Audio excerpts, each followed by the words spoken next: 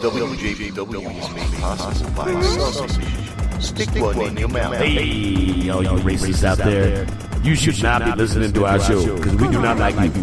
JBW. Next.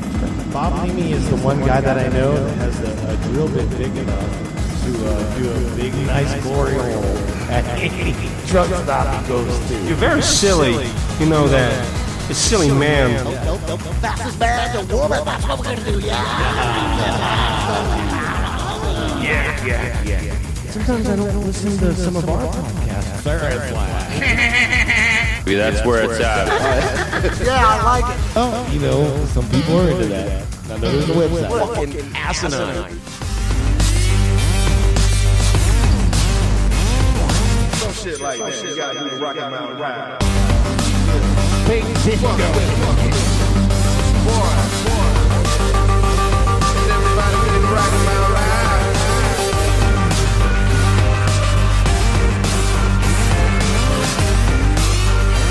Yeah, I like it.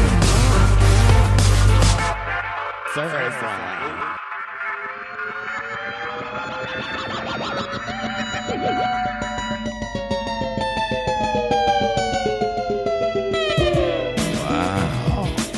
I like that, bro. It's a JB Rev show happening right now. It's me, the Reverend, here, back after a long hiatus.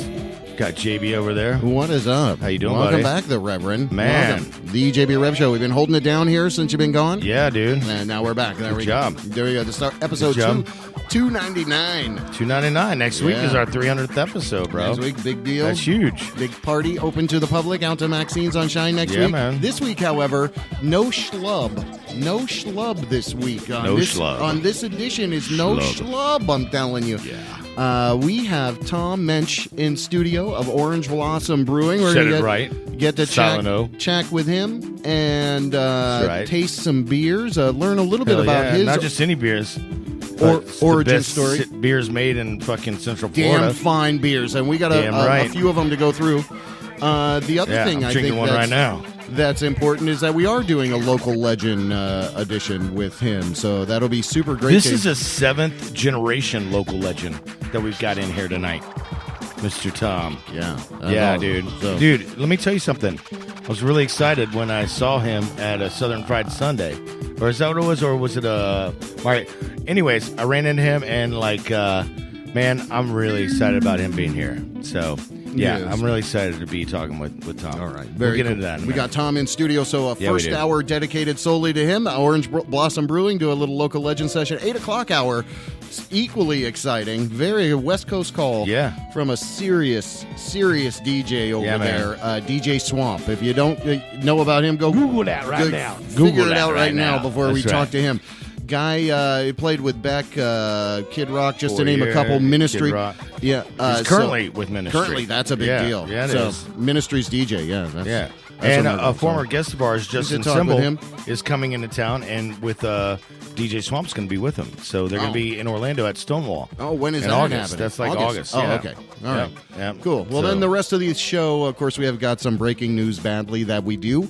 And, your phone call. So we'll leave the phone open if somebody has a question. Sexy So you can always motherfucker. text us. You can chat us right there on the Spreaker platform. It's 407-906-9328. 9328. But this is the JB Rev Show. Welcome back, the Rev. Hey, man. Happy to have you back, man. We had a couple Dude. guys sit in for you when Yeah. you were out. How'd that go? It went, Couldn't be anywhere went near pretty as cool well. as me. No, it was Fuck. pretty cool. Yeah, Okay. was it? Yeah. Whatever. Remember what we You know made what? this? Why don't you get someone else to sit him in for me next week then? If you're not having a good time, Motherfucker. I'm not having a good time. Hey. So why the fuck you listening? Stepping on his own bit. Get the fuck off my channel. See, we had that when you were gone. Ah. All right. I'm trying As to long as show that us. was representing in there you Europe. go. All right. That's cool.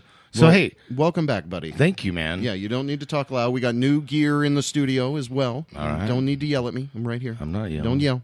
All right, talk normal I'm looking voice. at Tom when Don't I'm talking. spike Well, my mic. feel like Stop yelling. it. All right. Hey, man. So let me tell you something, man. My trip, not Yeah. that you care. How did your trip go? Yes, Dude, of course I care, you It donkey. was. Let me tell you something.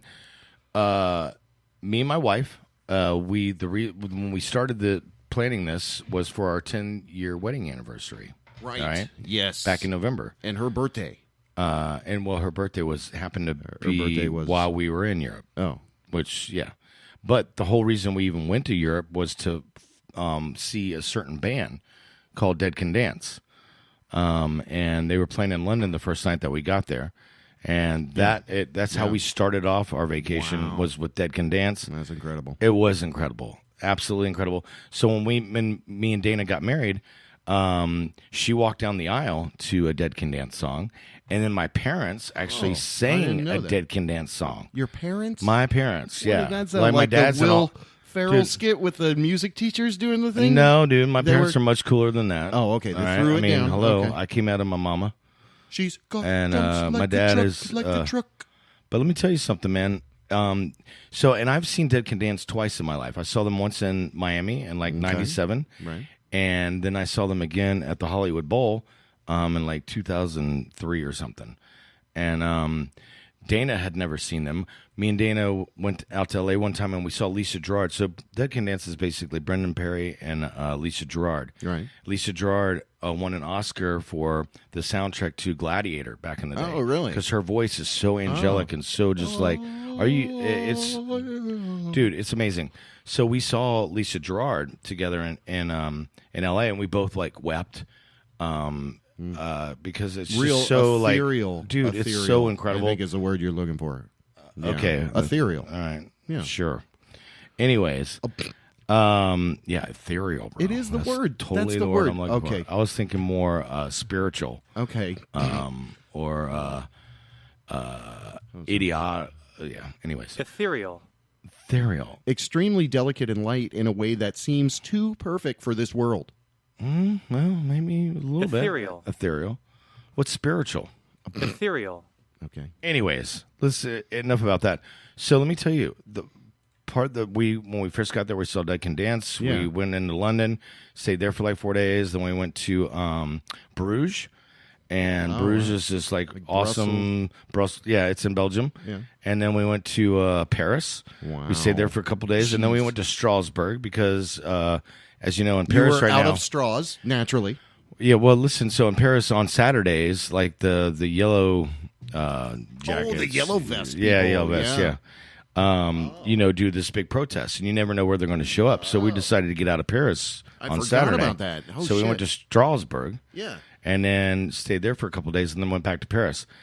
In any event, one thing, JB, that I really want to share about my whole European vacation is the fact that how eco-conscious Really? Europe is like very eco-conscious. dude.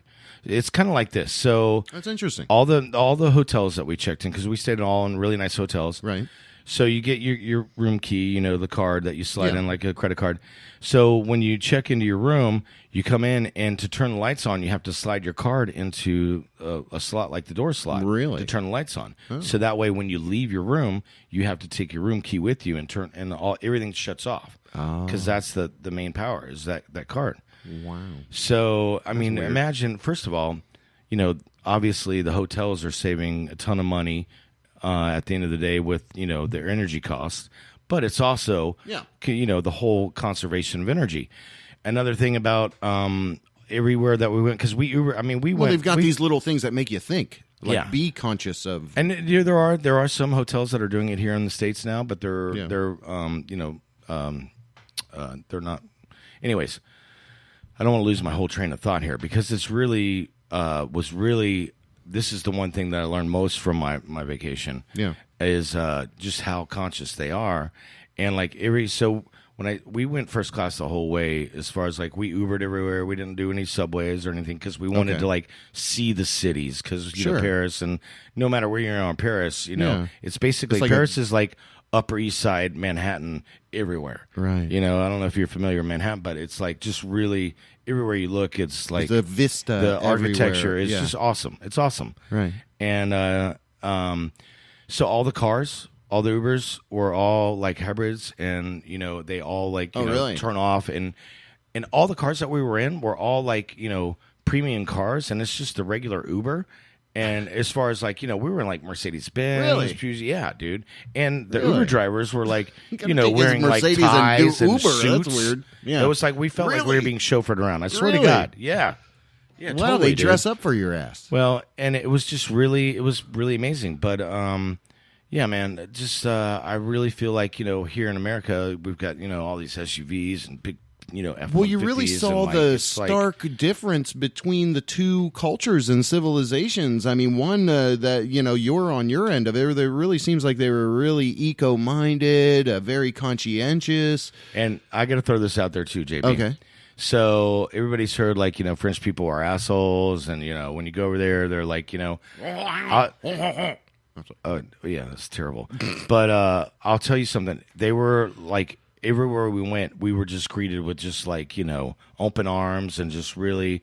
It was awesome, dude. Yeah. Like we really want to go back to Paris. London, not so much. London's Okay. really because London is all about the pounds, and the rest of Europe is euros, and Oh yeah, they're So- out of the whole Brexit thing. Yeah, and you got London's really on that. expensive. It is. and the British are really nice people. Yeah. but it's like I You could feel the similarity no, and I couldn't hierarchy. feel anything. It and- was just like Oh. it was just Oh.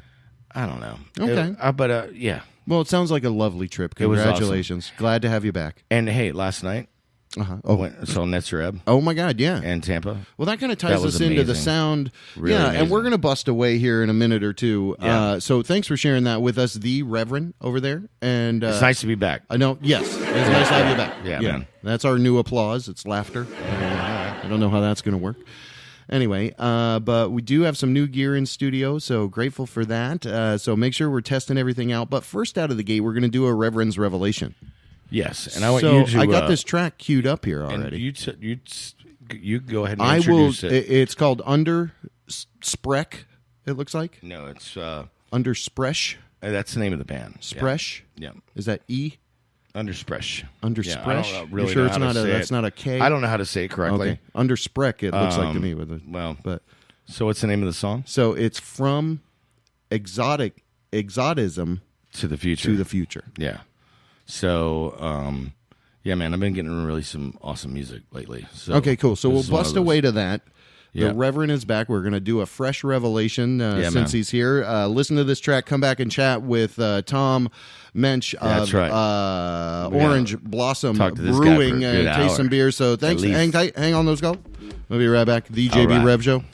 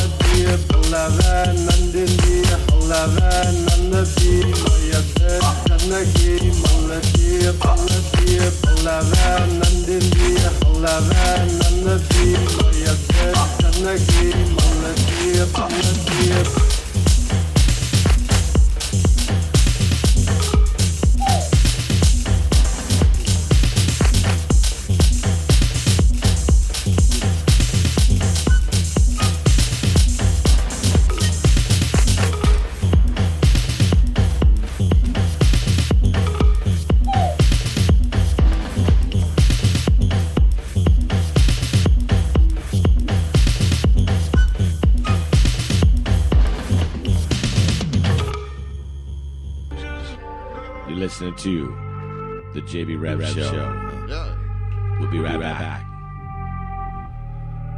You're back with the JB Rev Show. What's up? We are back. And we are back. Rap For show. real. Shut up, Rev. Hey, man. Shut up, pre-recorded Rev. That's what I your, should say. Yeah, right? Yeah. Wasn't even me, bro. You're listening to There you go. What? What were are we listening to? I don't know. What the Hold hell? on, was- wait. What band was that? So lost. Where are we? What are we doing? the JB Rev Show. There you go. We'll be right back. Oh, we're back. You're back. Oh, we're back. Oh, you're back. Hey, man. Yeah. Oh, all right. Well, we are Anyways. back. Welcome to it. Tom Moensch in studio, founder Yeah. of Orange Blossom Brewing Company, and Founder. that's here in Orlando. It's serious beer that's all across the country. It may be the globe. world? We'll find out a little bit. I'm sure it's the world. About him. It's probably global. Yeah, I would think maybe, but we'll. It does should be. generate from here, right here in Orlando, Florida, and That's right. he definitely deserves, if anyone, our local legend title. Duh. Local legend Tom Moensch, Orange Blossom Brewing. Excited to have him in studio to learn a little bit about him because I've been drinking his beer for years. I don't really know him. So we're going to get to, and how we understand it, 7th generation That's right. Orlando, Florida, Central Floridian. So it's exciting to hear some of the stuff he's doing is in conjunction of running a business is also helping the community at levels probably that would make other people a little make sure they up their game, I would say, because his stuff is so authentic. Anyway, Yeah. it's back to the back Local to legend. the intro. The local welcome Yeah. to our studio, sir. How the Yeah. hell are you doing? Welcome. Well, what a nice intro. Thank you much. Hello, Orlando. Hello, Orlando. All right. I'm just a beer dork, man. You're a beer guy. beer dork. That's awesome. To be a dork in beer, that's not a bad thing.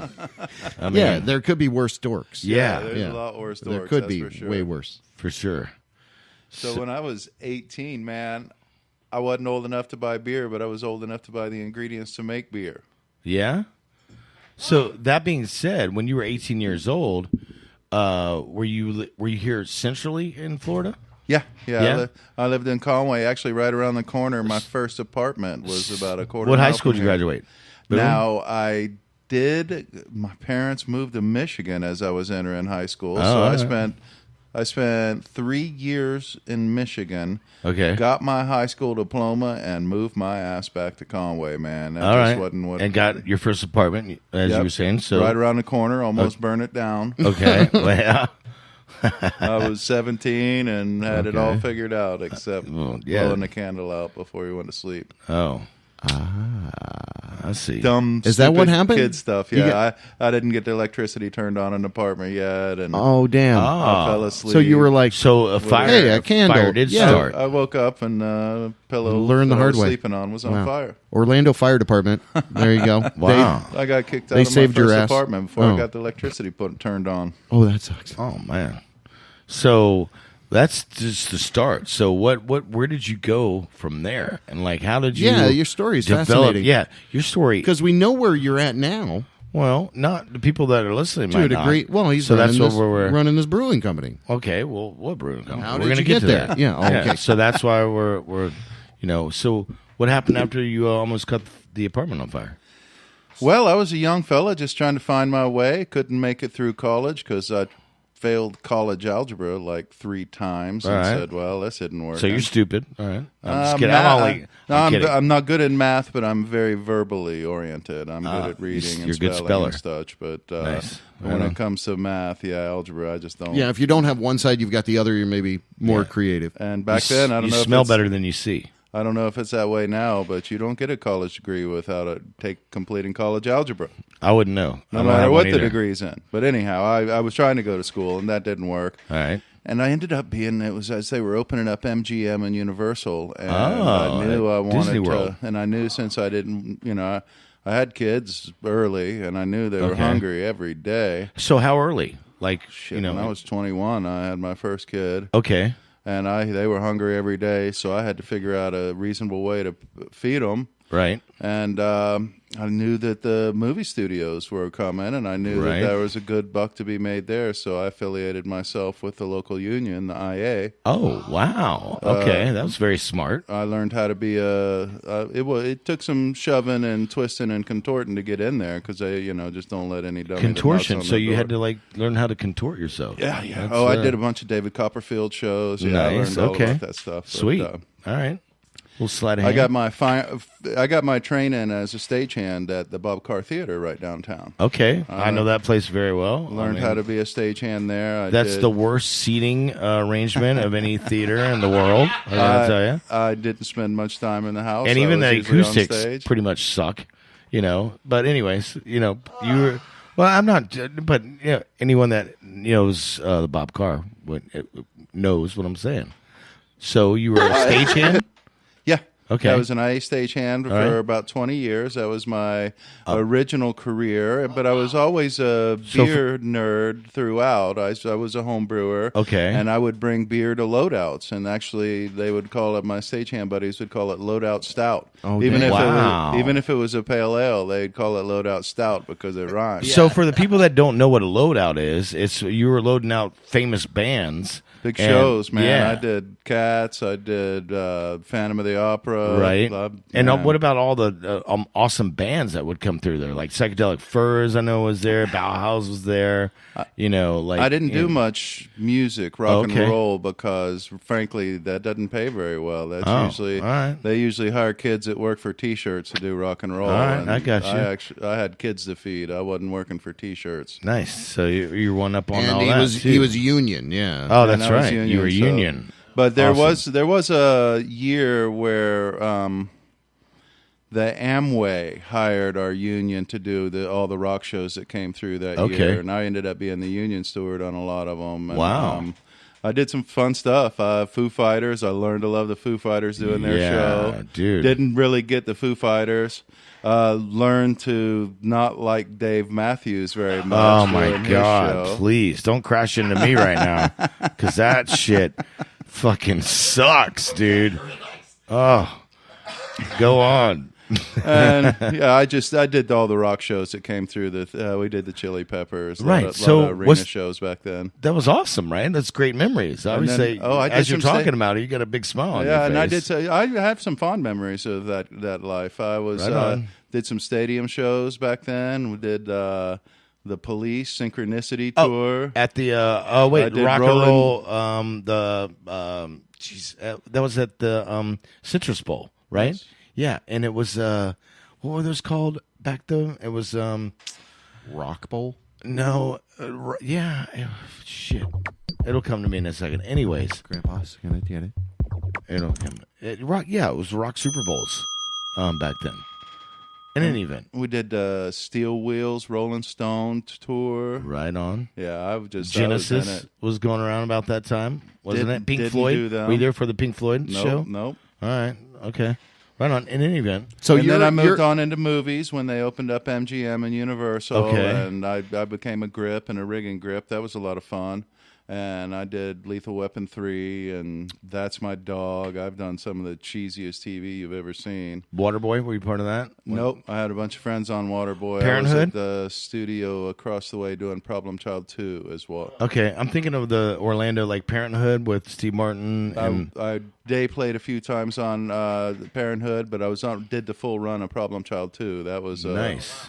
That was not in bold on my resume. Nice. Very cool, man. And so, yeah, my first career was as a stagehand. I pretty well raised my kids on that, made a pretty decent living doing it. That's but awesome. my true love was always beer. And, Right. I left the craft in 2001. Well, what happened was I started brewing at this little brewery downtown, Big Belly Brewery, and these guys, they're club guys, and somebody said, "Hey, man, you can make beer for a nickel a glass." And they go, "Nickel a glass? Okay. Yeah, you just got to buy one of these things." And they weren't really into the science or the craft or the love of it at all. They just wanted to make beer for a nickel a glass. Right. And, they had their dishwasher come in and make beer, and it was pretty awful. And Wow. They knew I was a reasonable brewer in town and asked me to help out. So I did that part-time and took the shows I wanted to. I was at the point in my career where I could kind of do what I wanted. Nice. And I wanted to brew. Right. So I was brewing at this little place, making great beer, and they didn't get it. And it's okay. That just wasn't their bag. I mean, craft in 2001 in Orlando was pretty bad. Right. Well, and really anywhere. It wasn't that good. No, I'd been flying out to the West Coast, Denver, Seattle, Portland, Right. for a decade, and all through even in the 80s, there was great beer, Right. out there. In the early 90s, it really was starting to light up. But Tom, you were doing craft beers before craft beers was even a fucking thing. Well, the reason I introduced Orange Blossom Pilsner, my delicate little honey beer, was because craft needed a kickstart in Orlando. Yeah. I'm sitting there watching, craft take off all across the country. Sierra Nevada was blowing up. And I come back here to my hometown, and people just look at me like, what? And I'm going, and I'd been making, but I knew most of my friends didn't get my beers. I made Belgian triples and all those funky beers that, a lot of people, regular people don't get until they're exposed to it. Yeah. And my friends would try their beer and they'd look at me like, what the hell is wrong with you? But I knew what I was doing. I knew I was on a good path. Right. And, but then they lost their mind over my honey beer, and I was so frustrated that Lost their mind how? In a good way? Yeah. Oh, they thought that was the best thing they ever had. Right. Okay. So they went from just not getting what I was doing to all of a sudden Which thinking I'm what I drinking was right now. doing was pretty awesome. And I'm getting a little thirsty, by the way. Continue. This beer is delicious, by the way. Yeah, and that's what we are sipping on. The beer he's talking about. I'm not I believe. sipping. Fuck that. I'm fucking drinking this shit. So it's really a nice honey beer that I started playing with. When I got really serious about brewing in the early 90s, and I converted my 2-car garage into a home brewery. You couldn't fit a motorcycle in there. There was so much brewing equipment. Right. I had a little lab. It was crazy. And I went through every style. There are about 75 beer styles. Really? And I went through each one and brewed it until I felt like I mastered it's a bit much, but till I had a good understanding of the style. Right. And so as I got through all those styles, I got to the end, and it was like, holy shit, what do I do now? I felt like Conan after he beheaded that guy that his whole life was about, and now what do I do? Yeah. So Conan O'Brien? No, the Destroyer. So Oh. Wow. He got the wrong Come on. reference. Yeah, The people out there. Reverend. Okay. I threw you off, Thomas. I didn't mean that. Conan O'Brien. you will be able to mess me up. So yeah, we don't want to mess up our. I didn't mean to guest. take you All off right, track. Come on. I'm forgot what I comic was relief talking over about. here. Yeah, You're so- talking about Conan O'Brien. Well, no, we were. So I got to the point where I you had done all the beers. It's like when you learn how to play guitar. Okay. You don't play your own music; you play other people's music Right. until you figure out the mechanics and how to actually work the guitar. GB hasn't And I learned look yet. at it that way with brewing. Then I learned how to make these classic styles, and I learned how to pick the strings, as you will. Yeah. Okay. And with all that, probably 4 years of effort, it really gave me a good basis for recipe formulation Right. and writing my own recipes. Are you a frankly. musician, So- by the way? Yeah. No. Can you read music? No. Okay. All right, go on. Thanks. Yeah. So Well, He's no, 'cause talking I'm- about being a brewmaster. No, I know. Basically, he's gone through all of these, but relating it to music. I use playing the analogies guitar. a lot. Yeah. I use analogies a lot because I think they're a great way to make a point. And, Right. And my guitar analogy is absolutely one, And Right. I learned how to play guitar. I learned how to brew beer. And then it was time to brew my own beer. Yeah. Right on. I played everybody else's music for Yeah. years, and it was time to make my own music. So I started designing my own recipes. I started going through produce stands and ethnic markets, and anything was a potential ingredient for beer. Right. And I set in on honey, and I bet I spent almost a year playing with honey and making different strength honey beers, different beers around honey beer, Right. different types of honey. And I settled into this nice little Orange Blossom Pilsner that was so wonderful, and my friends lost their minds over it. And I figured, what better way to get craft beer jump-started in this community than to release my delicate little Yep. honey beer? And keep it local as far And as the congratulations. oranges are concerned. No oranges. No, Orange the Blossom. Orange Blossom. Orange Blossom. Okay, but Orange Blossom. it was still a local.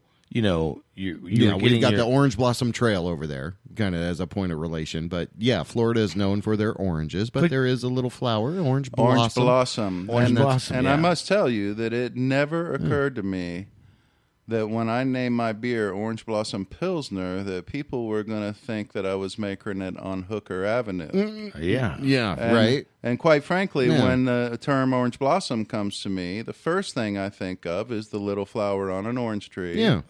I think And the that's true. second thing trail. that comes to my mind is the honey, the wonderful honey that's made from those orange blossoms. Yeah. And then maybe a distant third would be that old Hooker Trail over there north Yeah, of the us bad here. part of OBT, you don't want to. So it really struck me that, that's are you made on Orange Blossom Trail? And I'm going, Yeah, but that's a good point. Some people's view and scope is so narrow, and for a lot of other people, it's wider. So it doesn't necessarily you can tell where typify their that. mind is. Yeah. That's the first thing I thought. I thought it was a hooker beer. Okay. Wow. All Get right. the hooker drunk. Talking with Tom So won't Moensch, charge as much. founder of Orange Blossom Brewing Company, trying to get a Hell yeah.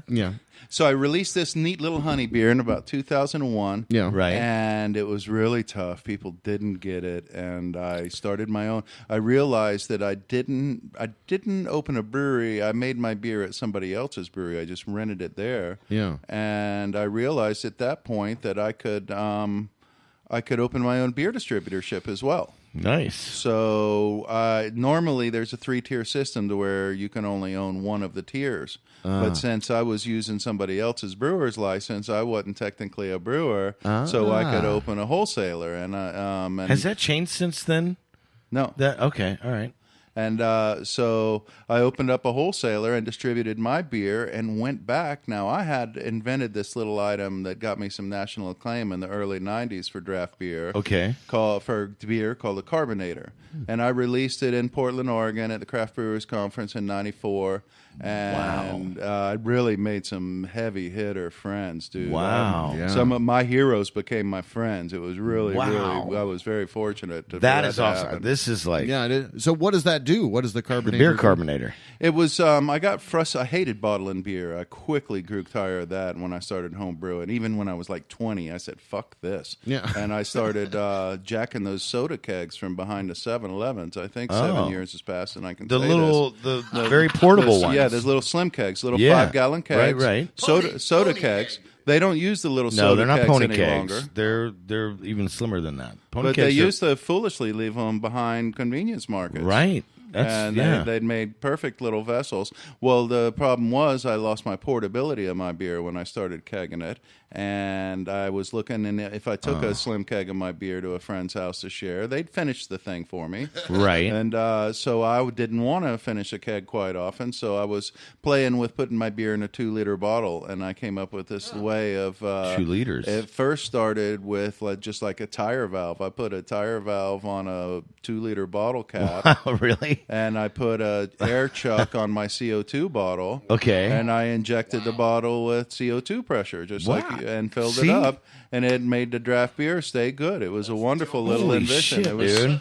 it was so easy. Now, it didn't end up being a tire valve. I Right. went ahead and Of course. morphed it onto a little standard quick disconnect fitting. Right. A Pepsi quick disconnect, I'll have you know. Oh, Which, wow. Though their kegs were always better than the Coca-Cola kegs, all right. but because they had the better quick disconnect on them. Okay. And so I used that, and that really got me some acclaim in the brewing industry. Wow. I got invited. I got rolled with Hop Union. I was with the kings of the industry back Holy then. shit, dude. They would fly me out. They would get me a room and everything to roll with the Hop Per Union diems, guys, and like, and all it that was shit. just. I was a baller, man. I was a national baller from this little shithole Orlando that people didn't have anything worth a damn Right. for beer, and they invited me. I started judging at the Great American Beer Festival. Gosh, Jeez.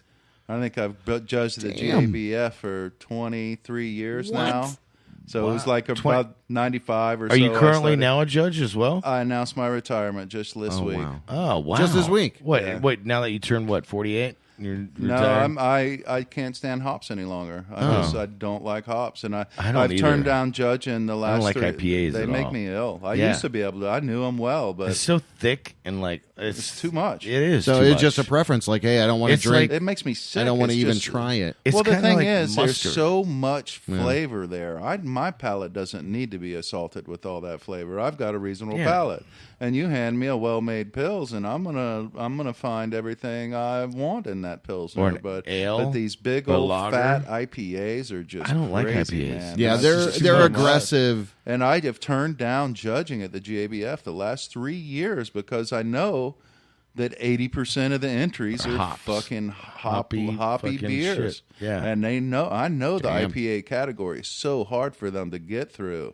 They Right. get thousands of fucking IPAs. Fuck that. you Yeah, gotta imagine judge. tasting just 5-10 of them, having to How many of those would make you puke? swill it around your palate and just be like, oh my God, it's enough. Well, there was a day when I could do it, and Right. I did it for them really well for a lot of years, but it Yeah, just got to right. the point where I don't have the stomach for all the hops that it requires these days. So I didn't tell the judge director the last 3 years when I turned it down, and the deadline for turning it down for this year came last week. And I finally shot him an email. Go, Chris, I'm so sorry. Breaking news. I gotta be. Yeah. Tom I gotta Moensch be is not He just being a judge I this got to year. be frank with you. I've turned down judging the last 3 years because I Damn. can't stand hoppy beers, and I know Wow. that's all you got. Brother. Yeah. Nice. Well, good for you, man. You're on to the next kind of a thing. And as in your story here, we're really getting a great insight and understanding, kind of how you came up into the passion of all of this. And I love that you related it to music because you're like, I tried I brewed every single 75 different styles. And JB, let me tell you the reason I wasn't trying to call you out on if you're a musician or not. I really just thought because I know you really love music. I mean, if you don't love music anyway. Yeah, like you're a beer nerd, he's a music nerd. That's So, did you remember when I said I wanted? Artists are artists, and it doesn't matter what our medium is. And I really think I'm an artist when it comes to my beer. Right. Now, right now, OBP is a production beer, so there's not a lot of art left in that. It's just recreate my art. And I use the brew hub over in Lakeland. Okay. They have the recipe for my art, and I've taught them all the nuances to brewing it. Right. And they do a great job. It's like I painted the Mona Lisa. Those guys are reproducing it for me and selling it. Nice. Yeah, That's they're how I doing see it, prints. yeah. They're doing prints of the Right. beer. Well, in studio, it is Tom Moensch of Orange Blossom Brewing. And we've been talking a lot about his particular Yeah, history. I'm thirsty, and Tom. Now, we do have 10 minutes. Yeah, we have got 10 minutes before the 8 o'clock hour, so we don't want to cut is you this? off, and we So want to wait- welcome you to stay the whole episode, but we don't want you to stop here because I think your future So this is the original. is quite yet Orange Blossom that you gave me? uncharted. And what do you got in your Oh, hand? very there? good. I got the coconut porter. I Oh, brought, let's swap. Let's swap. Oh. because I've been drinking this for fucking 20 years. Oh, I've never had this before. I brought 4 beers today. Well, we can actually pour it in glasses, actually. So, yeah, let's do that. There you go, right in the mic. All right. So We'll this is crack 'em something open, crack that I was trying to talk about that I told you, Tom, that I didn't want to bring up until we were on air, because this is something that I love you for, and I think the rest of Orlando will love you for this as well. So, and the reason why I thought maybe you were a musician and using all the music analogies that you were and being a fan of music is because Tom really helped out a friend of mine at a point that he was trying to reopen something that he had before. Okay. Do you know what I'm talking about? So the old Will's Pub, and you actually helped Will Walker open up the newest Will's. Is that? Oh. Yeah. Wow, kudos. I don't say much about it, and Yeah. not much is said about it. I know. Not a lot of people even know about it, but I know about it, and I think it's something that's credits to you as a person and really kind of keeping a tradition alive. So like here the in Orlando. philanthropic, what he's doing for the community. And that's where we said that, it may be invisible stuff kind of happening. It is true that I funded the second opening of Will's Pub. Wow, congratulations. Yeah, that's remarkable. That's that's right. That All we have is laughter for our applause. Hold on. I was trying terrible. to change that. Laughing at that. But Will was always a good customer of mine. Hell yeah. And I really Lock Haven Pub. I when it was really there. understood and got what he was doing. He was wild as he could be, God bless him. Especially then. But I also saw the bigger picture, and I said, man, this is an important part of our community, and I'll help get it back up and running. That's awesome. So Tom, I got to Kudos tell on you, that to me, you really kept something alive here in Orlando that means a lot to a lot of local musicians and a lot of local music fans. And when I the reason you're here today is because I saw you at Will's Affair. That's what it was. It wasn't Southern Fried Sunday, and I bumped into you and I was like, hey man, I do this podcast and I'd really like to have you on. Like, do you remember me? I've known you for a long time. Yeah, like, we had beers together many times. yes, but and in the same room at least. Oh, yeah, definitely. And so as I was leaving, what meant a lot to me is I was walking down the sidewalk and, Jerry, and I was like, I looked back and it was you and you're like, hey man, I'd really like to be on the show. And it was really good seeing you. And I just felt this warmth about you and and I'd already felt that about you anyways, but that was like, well, let me tell you where that came from. I'm a bit ADD and when I was getting set up for the event. And right. And I was working, and when you approached me, I was in the middle of something, and I kind of snubbed you, and I knew I did, but I made a point to look you up once I got done and had a minute to chat with you, and it really meant a lot. And then I'm looking around, and then I didn't take the time to look you up, as quick as I probably should. And then I saw you leave, and I went, "Holy shit, I'm gonna go grab him." So I ran over and caught you and said, "Hey, I'll be on your show." Right on. And the whole reason I even Awesome. approached you is because I knew what I brought up before about you fucking making Will's happen again. And, just being such an integral part of Orlando and the community. And that's why we even do this show. Tell them why we do the show, JB. Yeah, without question. We love our fellow man. We want to learn about our fellow man and woman, and we love people that are pushing forward through problems, but it's always art, music, food, activism. These are kind of our core topics that we concentrate on weekly, and the people who do and we it love to hear. behind Yeah, it. we love the I story. I have the a theory. story. I think a part of the reason you do it is because you want Orlando to be more than just Disney World. I think there's a lot of people that know that we live in the shadow of Disney World, and the last thing they want to do is be in that fucking shadow. Yeah, there's so much there talent are people here. here working hard to make a community of its own, and we've got to work a little harder because we got to, we're in a big old shadow of them guys. You're Totally. exactly right, and that's a great, Tom, a we great make point. zero money from doing this. Like We do this. It's like- kind of Oh, that I thought you philanthropic thing. podcasters made the No, buck. no, come on. Yeah, no. right. Yeah, We don't even like. We're Well, not even like. I wanted to talk Pantheon a little or bit any of about that. shit. No, yeah, we don't try to monetize anything we Yeah. do, but in the We don't ask our You had some listeners- time on the radio with SBK. Oh, that was fun. Back in the and that Kevin. guy is great. We love that guy. Amazing. Kevin. And so maybe talk a little bit about that. We can. We got about 5 minutes though. So I just want to. I really just want to then- promote great beer as my gag. Okay. Yeah, You know? but you used to do beer of the week. Which was a great- So I was yeah. happy to do beer of the week. I did it for near 3 years, every Friday night at 10 p.m. Right. And I'd be in there with a different beer, and we would try it. And everybody, people would normally think that I'd be just pimping OBP, and it's just a big sales call for me. But hell no, I was in there teaching people about beer. That's awesome. And every Friday night, 10 o'clock, beer of the week, buddy, and we'd have fun. We'd go through the beers, and then afterwards we'd go to the parking lot and drink beers with Kevin and Angel and everybody, and those were some really fun times in my life. Yeah. I enjoyed I can that. imagine. And I miss Kevin. Yeah, really. I miss Kevin in Orlando too, but he's doing a great job out where he's at. In Tampa. Yeah, That's because right. On the bone. they had every chance to kind of keep him here, I think. But anyway, Yeah. we He won't was get snubbed. He mixed was really, into it the really seemed radio. like he was snubbed pretty good. Everyone in radio Yeah. gets snubbed at some It's a point. tough You don't gig. want to say Yeah. that it really is a tough gig. So Oh. that's why what we do here, and to kind of wrap that up into a little moment there. That's why what we do here is purely based like every action is out of love. We're not trying to one up anybody or be the most anything or this or that. We literally are motivated by love over here at WJBWnetworks.com. Tom, are you in any hurry? That's what Can we you do. hang out for a little Can bit? you hang out with us, brother? You don't live What too time far. is it? Okay.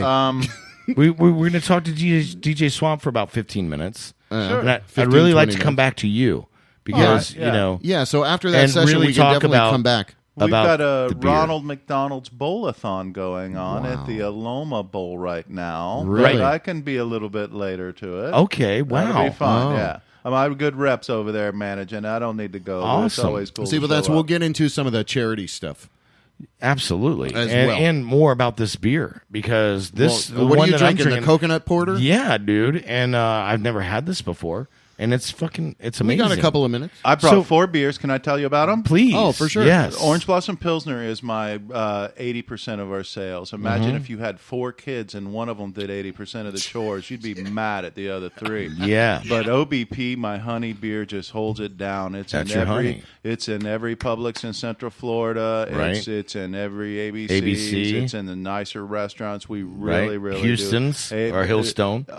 OBP has earned a nice little place Yeah, in it this has. community. Yeah. It really has. It's a wonderful gorgeous beer. And I've got 3 other beers. My coconut porter, I've Which made I'm it drinking. for just as long as I have the Awesome. OBP. Okay. That is actually a brown porter. It's a little bit dry. It's made with real coconut. Right. If the coconut extract is what a lot of brewers will use, because coconut's a really difficult ingredient to put in beer because the fat in the coconut. Okay. right. But I really dug into the science and found out how much free fatty acid it would take to, would be okay, acceptable in a stable beer. Right. And then I took me like 9 months to learn that number. And then it took me another 9 months to find the coconut with the free fatty acid under that.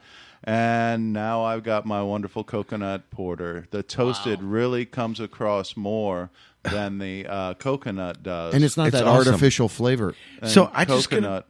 one thing real quick, Tom, Okay. because the only reason I've never tried this before is because I don't ever normally like porters because I think they're like kind of hoppy like an IPA, and this is really smooth. This is like a sessional beer. There's 2 styles know? of porter. There's a robust porter and there's a brown porter. Okay. 90+% of the porters you're going to see on the shelf are going to be the robust porter. right. The easiest way to explain it is a robust porter is a stout's little delicious. brother, and Okay. a brown porter is a brown ale's big brother. That's the easiest way to okay. define the brown It's porter. delicious. Versus, so mine is a brown porter, which Nice. means it's not as heavy and thick. I made Right. it dry on purpose because it's hot here in Florida. Nobody Yeah. wants a big, thick beer. Right. Yeah. And when And I say so- it's sessionable, I mean I could drink Oh, like 5 of these. But Eugene loves this. He calls it Tokopo. Eugene Snowden. Yeah, he calls it Tokopo. Right on. Well, awesome. that's and So let's talk about the other It's a 2 glorious beers. thing. Yeah, let's hold on. Oh, I had to drop the caller on the line. Hold on. Oh, We got was that Swamp Swamp? queuing up. Yeah, call us back, Swamp. All right, so yeah, let's talk about those other two beers real I've quick. got IPA. Now, I spent the better part of 94 designing the perfect American classic IPA. And it took me about 6 tries, and I'd make the beer, I'd package it, I'd taste it, I'd take notes on it and change it. After about my 6th try, I got to my IPA, and I call it Back in the Day IPA. It's on the low end. Most IPAs are over the top. Right. Mine's Hoppy. The range for IPAs is 6% to 7.25%, I think, and mine is 6.4. And the range for classic American IPAs top of my head is 50 BUs to 70 BUs, and mine is 60. So mine is not that bitter. Mine is a very drinkable, quaffable IPA. It doesn't sell that well because there are so many IPAs in the category. When I sample my IPA with people, they generally go, "Oh, wow, this is incredible." That's how you're supposed to do the hops. And Right. and the best beer is not the best selling beer, I'm afraid to say. Okay. But my IPA would sell a lot better, I promise you. Right on. I got time for the last beer? Yes. Yeah, for sure. Yeah. For OBP sure. Squared. This is the double strength OBP Squared. version. I've of had this OBP. one before. Oh. OBP's 5.5% alcohol. Nice, quaffable honey beer. 2.3 teaspoons of honey in every 12-ounce can. But my Squared is exactly double strength. It's 11% instead of 5%. And it's got 4.6 teaspoons of honey in every 12 ounce. Wow. Instead of the 2.3. Now, the honey's fermented. It's not sweet. Well, the that's Squared ends up being a little bit sweet. Almost gets a little like mead. Well, the more Yeah, you ferment it, the sweeter it gets, right? No, the more you ferment it, the less sweet it gets. Fermenting it is the yeast eating the sugar. So the more they eat the sugar, the less sweet it'll be. Nice. Okay. So I absolutely feed the honey to the yeast, and they eat the sugar. Wow. Interesting. And make it technically OBP and Squared Delicious. are 2/3 beer, 1/3 meat. So, you know what? It's been a long time since I've had that. I want to try that one. Yeah. Are you going back to that one? Here All you right, go. so in Here's studio Big with Bad Tom Squared. Moensch. There you go. Moensch. OBD. Is Swamp OBD? calling us back? Is he on the line? He will. Yeah. All right. He will give us another ring here. All right. So I'm cracking this. Hold on. OBP Squared. OBP Squared. That'll make the music sound better. That Yeah. stuff is so good. I have friends that tell me before they go out on the town, they drink one of those, and that just pull starts them and sets it up for Sets a the good night. Now, as for brewing, the way I make it double strength, a lot of people don't understand. smells This is good. This is easy to me, but I see how little people know about how this works. It's like the way you make a beer double strength, and the way I've made this beer, 11% instead of 5.5%, would be like if you made a pot of coffee. And Right. you use the same amount of grounds in the filter that you always use. Okay. But you only put a half a pot of coffee's water in the reservoir. All right. So you'd only run a half a pot through there. You'd end up with a half a pot of really Right. strong coffee, wouldn't you? Yeah. Right. That's pretty exactly. well the same way you make Exactly. a strong beer. Is you just Perfect. use more ingredients, more sugar. Perfect. And exactly. So hang tight with us here at Please, the Tom. JB Rev Show. Tom, if you can hang with us in studio, that'd be great Hey, as well. is this We're D- going to actually bust into a track. Hold on. Let's do Hold this. on with us, We'll DJ Swamp. come back with you here. The JB Rev Show. Come back with a great session with DJ Swamp. Tom is still here in studio with us. We'll Yeah. be right back. JB Rev Show. Word.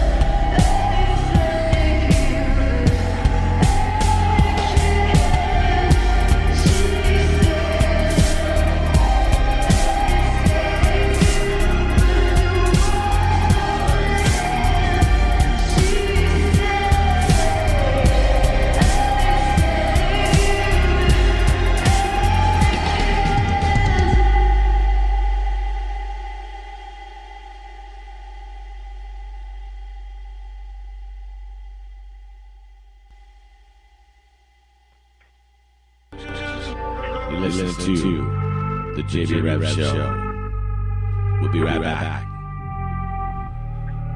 You're back with the JB Rev Show. What's up? Yeah. What up? So, yeah, we're back. JB Welcome Rev back. Show. The JB Rev Show. We're taking a quick aside from the brewing conversation. With, and we're talking Mr. about Tom the Moensch. beats. Yeah, Yeah. Tom's going to hang in studio there, so thanks for doing that, That's Tom. right. On the line. Yeah, let's let the Absolutely. Reverend do the introduction. Let me- This is DJ Swamp. I'm so excited that you're doing this. Yeah, man. I'm really excited that DJ Swamp's on with us.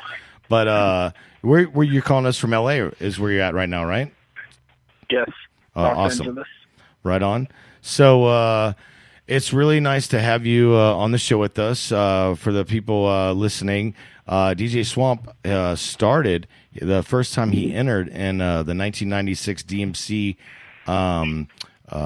championship. He was the champion, the first in 1996. Right. He And- won the DJ Yeah. Skill Set Championship. Which, if people that don't know, Which we'll I'll learn just about. Google that shit right now. You know? Google that right now. So, I mean, it's amazing his DJ skills back then.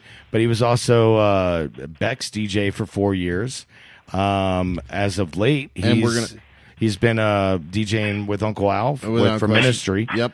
Just classic, just incredible partnerships. Yeah, and he's come up with an invention. Hey, DJ Swamp, it's Yeah, really nice thanks to so have much you for on, being bro. on our show, man. All good. All good. Yeah, and man. you forgot the most important one, Star Daddy. Star, well, yeah.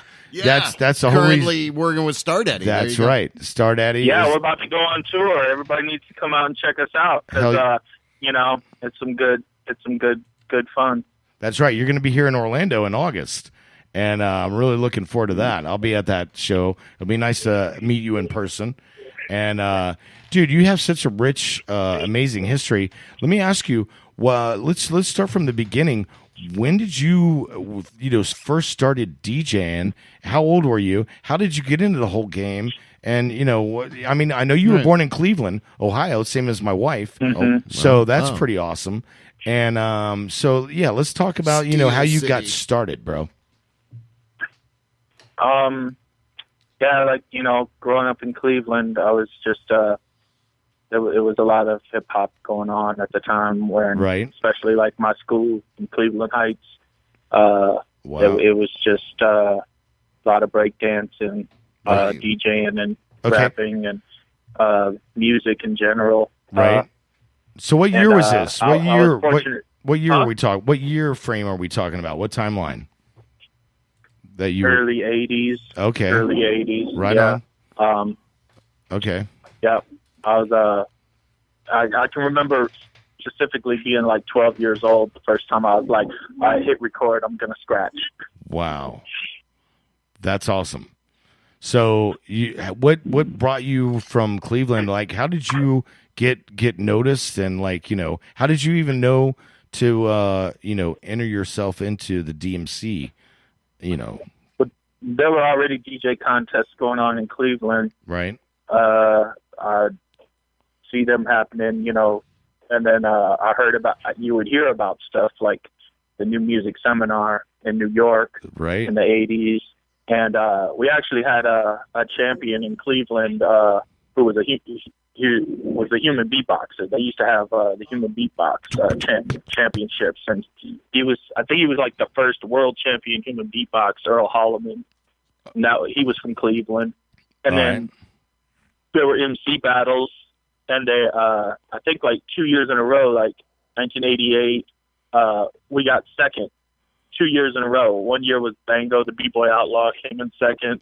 All right. And the next year was MC Surge from Cleveland. And,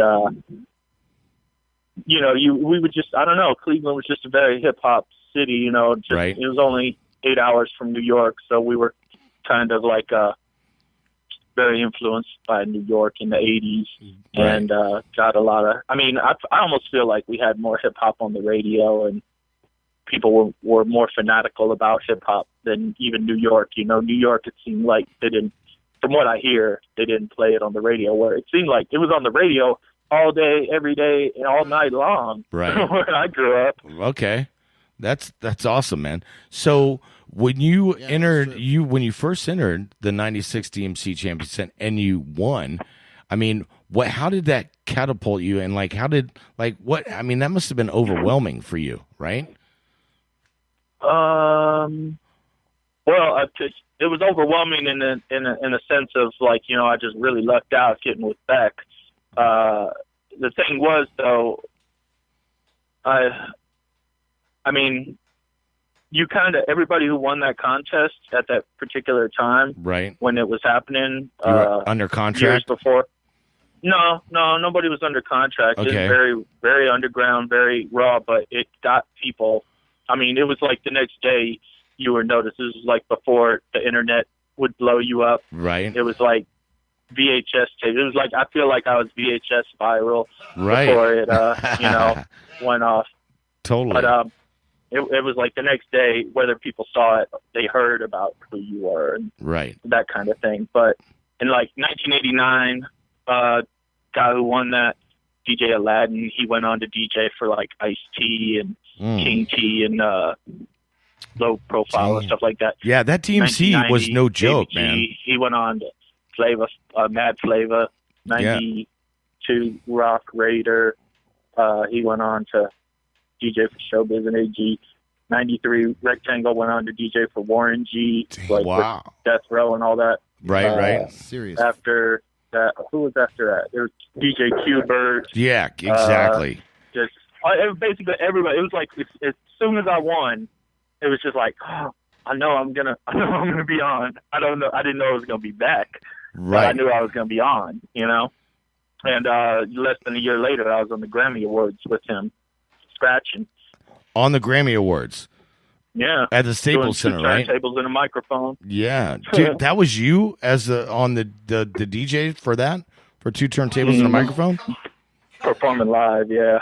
Yeah, dude, that was him. That's what I'm saying, really? bro. That's fucking awesome.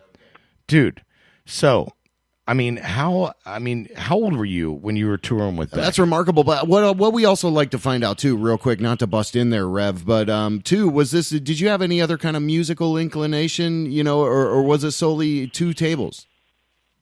No, I had drum machines. I've always had keyboards and stuff. Right. Did you ever since I was a little kid? I mean, before hip hop, I was super obsessed with Prince.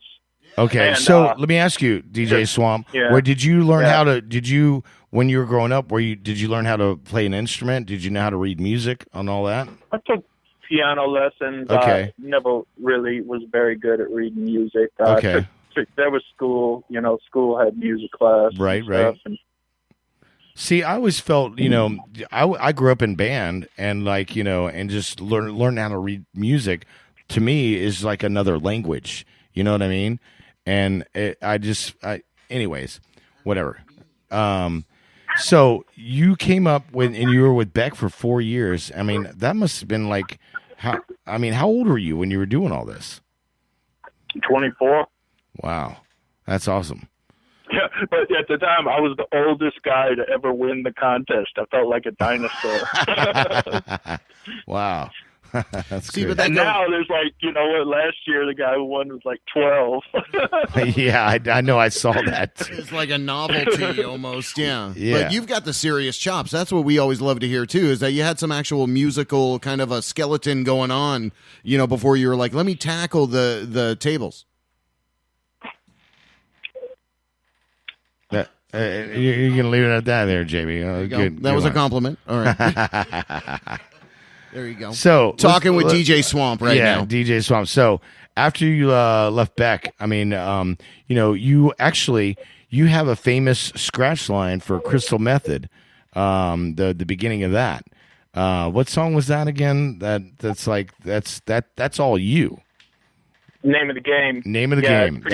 Pretty much me doing the chorus, doing the scratching. That's the name of the game, and calling all freaks. It's like the first thing you hear in the movie Tropic Thunder is my scratching. Right. There you go. And, it's popped up in a lot of movies. Right. Blade with Wesley Snipes. Wow. It pops up on sports games, commercials. Do you get paid for that every time that pops up? I get a little something, but not like, I pretty much, knew the deal or whatever. Signed it off. See, Tom was over there like, damn right he does. Like, not so much. But God damn it, you should. But be. I'm still, I'm cool with them dudes. I'm working on new music with the Crystal Method now. Right on. I've been in the studio this year with them, so it's all good. So hey, we're gonna be. I did a lot of ones with them that they paid me for that flopped too. Right on. So that being said, man, let's talk about some of the other artists that you've worked with before. Right now, you currently. Oh yeah, but that Name of the Game song, little known fact, that's Tom Morello playing the guitar on that song too. Wow. Nice. All right, from Rage Against the Machine. That's fucking killer, dude. That is awesome. Yeah, you're right. It is. So, I was checking out a couple pictures of you today with Cheech and Chong. Was pretty awesome. Yeah. Yeah, I played their after party right now. I played their after party. You played their after party. Wow. Yeah, they tour. They do touring. They tour and they sing the songs from Up in Smoke and do comedy and do their old routines and stuff like that. And I played their after party in Humboldt. That's awesome. Nice. And, I saw, you've met, I'm sure a lot of people, but, Trent Reznor, I saw you with, and just like, how, it's. Well, Trent's from Cleveland. Right. I came up watching, we're from basically the same neighborhood, like this area of Coventry where I used to buy all my records. Like he had an apartment there. And his first keyboard player, Lee Mars, had a hip-hop radio show on John Carroll University Radio. Wow. And I was only like 16, 17 years old going on Lee Mars' show. And the first time I ever heard the word Nine Inch Nails, it was my friend Lee was like, yeah, I'm playing keyboards for this band called Nine Inch Nails. Wow. Dude, that's freaking awesome, man. So, and then like, a couple years later, you're touring with Beck. That's fucking... Yeah. I was in a group with Lazy Bone from Bone Thugs and Harmony also. All right. I was Kid I Rock? was like 19. He was like 17. Yeah, This guy, it was actually a guy named Kate Chill. Okay. I was his DJ, and Lazy Bone was our hype man. And we opened for the Ghetto Boys, Real Roxanne, X-Clan, and Chubb Rock. Shit. And, yeah, That's I knew no all joke. of those guys, like, So years before they came out. Right on, man. So, for you to go from, kind of that hip hop thing and to go into fucking with Uncle Al and Ministry, how did that transition come about? That's a good question. Yeah. Well, actually, it comes from Beck. When I was with Beck, the saxophone player in Beck's band did a solo album, and he had me come in and do scratching on the album. All right. The engineer that engineered that, like 20 years later, was doing engineering the Ministry album. Wow. And I guess they needed somebody to scratch, and he called me, and I went in and killed it. Fuck yeah, you did. Dude, that's fucking amazing, man. And, so as much as you've toured with, Beck and Ministry and fucking Kid Rock, what's some of the most monumental, what's the one moment that really stood out to you where you were like, and I've seen some YouTube fucking videos of you with Beck, playing to like, what, fucking 90,000 people? And you're doing a fucking like a 10-minute goddamn scratch fucking solo? How the fuck did that fucking feel, Grandpa man? scratch solo. Yeah. No, but dude, Musical it's fucking interlude. epic, dude. And to be the only guy having the source of the music to so many people. How does that? How was that? Well, it was everything. After we did the Grammy Awards, everything was. That was the biggest deal to me, and that was like estimated viewing 50 million or something, right? Or I don't know what it was, but right. it was. What year was that? Plus I knew all my family was watching and stuff, and everybody, all my friends watching, people, at my old job watching, everything like that. It just seemed like everything after the Grammy Awards was not like, what you got to be worried about. This isn't as big as the Grammy Awards. Right. Hey, what year was that, DJ Swamp? 97. Wow, 97. So I was 28 in 97. How old were you in 97, DJ Swamp? 25. 25. Wow. All right. Dude, that's epic. So, I know just recently you were touring with Ministry and Justin Symbol, or Star Daddy, if you will. The God Bombs. The God Bombs was opening up for Ministry. And so is that how you and Justin or Star Daddy first met? And So, we've had Justin Star Daddy on the show before, and he's such a creative, much like yourself. And he's got his fingers all over the place with the video and audio. You know what I mean? So I can understand how you guys fucking hooked up, but what really kind of drew you guys together? Because how did that happen?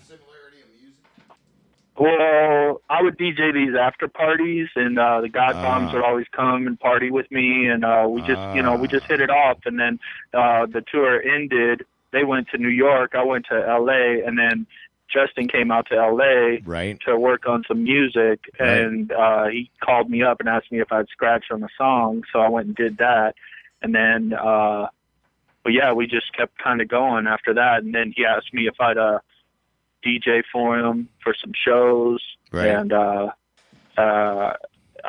did it. It was fun, and we just kept going or whatever. It's just and he's real fast at coming up with good ideas, and I really like the vibe of the music. It's like some metal trap gothic kind of stuff that I fit right in perfect with, and can scratch on. And I just really like that. He really appreciates my beats, because that's one thing I hate about Beck and Ministry. Nobody will appreciate that my beats are hard as fuck. Nice. That's awesome. Nice. That's awesome. So that being said, DJ Swamp, man, and we're speaking with DJ Swamp. He's calling us from LA right now, and so of all the artists that you have collaborated with, who are what's one that's really stood out to you the most, or second part question, who's someone you'd really like to collaborate with in the future that you haven't so far? No, I don't do that because, then I get disappointed. It's kind of like, sometimes people are, you wouldn't expect to work with them, and they turn out to be super cool. And then people, you're like, I just want to work with them so bad, and then they end up being not so cool. So I don't play that. I've been fortunate to just kind of like, see what happens, just kind of go with the flow and see what happens. And, right on.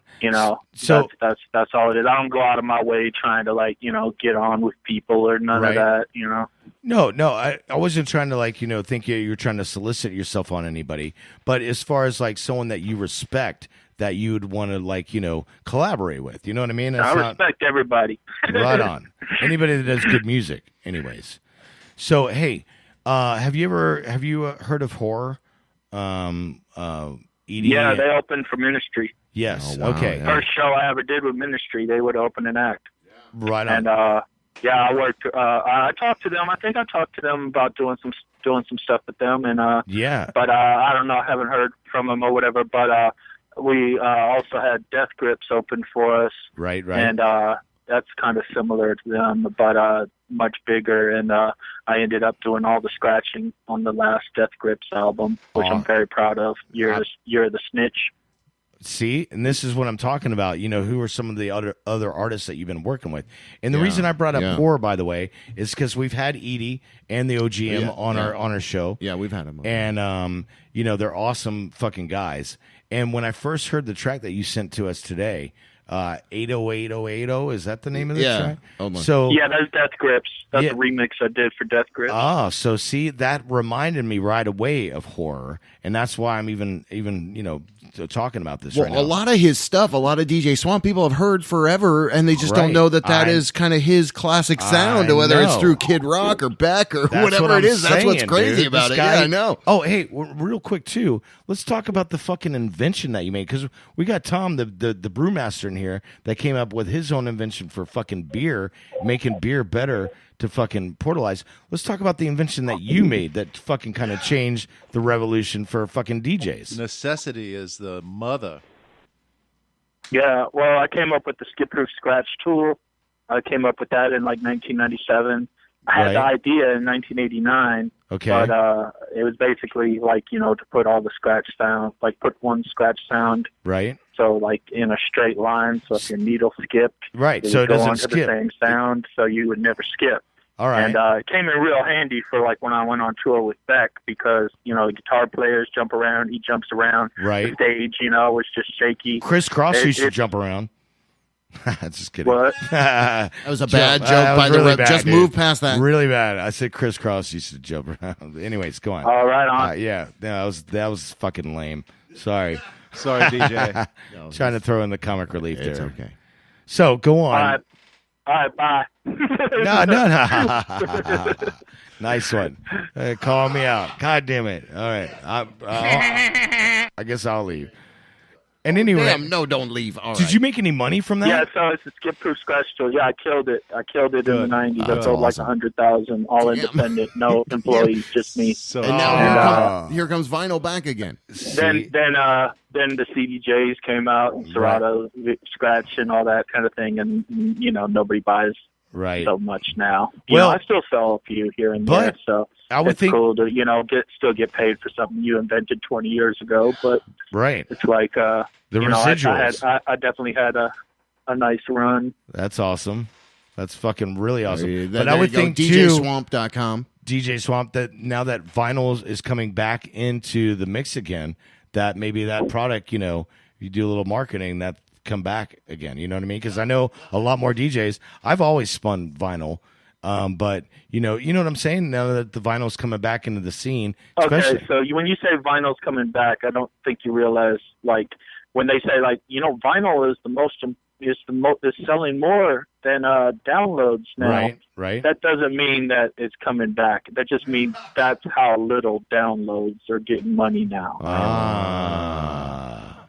Nice. And one. people selling vinyl. I'm gonna go wait in the car. And the people who buying vinyl, they're not buying it to scratch. They're buying it to like never open or play and put it on their shelf for like They want to hang it 20 on their years wall and make a profit. Oh yeah, they're collectors or whatever. I got you. But we are talking with DJ Swamp of DJSwamp.com. And dude, you have given us such a great wide range and understanding of what it takes to be successful, and that's what I think I love about the whole concept of a DJ is you've got to realize that person has always got their ears going. They've always kind of got their head oscillating, their ears are going, they're always listening for different sounds, no matter where they're coming from.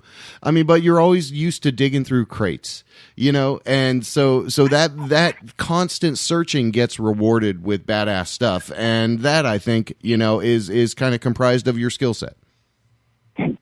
Cool. Yeah, you lost me. You JB. run. No, well, I'm just saying that when You you're were constantly looking for something, you'll find. When you look, you find. So you've got to look for different sounds and beats and samples. We're being speaking a with DJ. DJ Swamp. Yeah, being a DJ. Man, thank you so much for being on our show tonight. Oh, hang tight. Yeah, I got this track queued up. It's 80808. Yeah, and this is you did with who did you do this with? Death Grips. That's Death a Grips. Death Grips song that I remixed. Yeah. And in closing, anything? Yeah, you got anything to say before we go into your track? I do. What do we got? Tom's got a the first question. one you had played was a remix of Chelsea Wolf Okay. that I did, Right. and are you gonna play for medicinal use only? That's my own original we got DJ that one. Swamp song. Yeah, we got I that sent the one too. video and all We like got that one too. We can run into that. This is Orlando, August 2nd at Stonewall Bar. That's with right. Daddy. That's Definitely come out and Absolutely. support and I'll be at that witness the, show. I checked out your Wikipedia page. Tom has a sound question. sharp. Tom has a question. Tom Moensch from Orange Blossom Brewing Company in studio with us has a question for you. Yeah, here we go. Hey, it's not so much a question. I consider myself a bit of an artist as well. One of my musician friends told me, he goes, "You just be lucky they can't download a pint of your beer off the internet." And that struck me pretty hard, the plight of a musician and how tough it is to make a go of it these days. Anyhow, I just thought that was worth telling you. Worth mentioning. Oh, so he so he's He hung up. He's identifying. Way to go, Tom. Just kidding.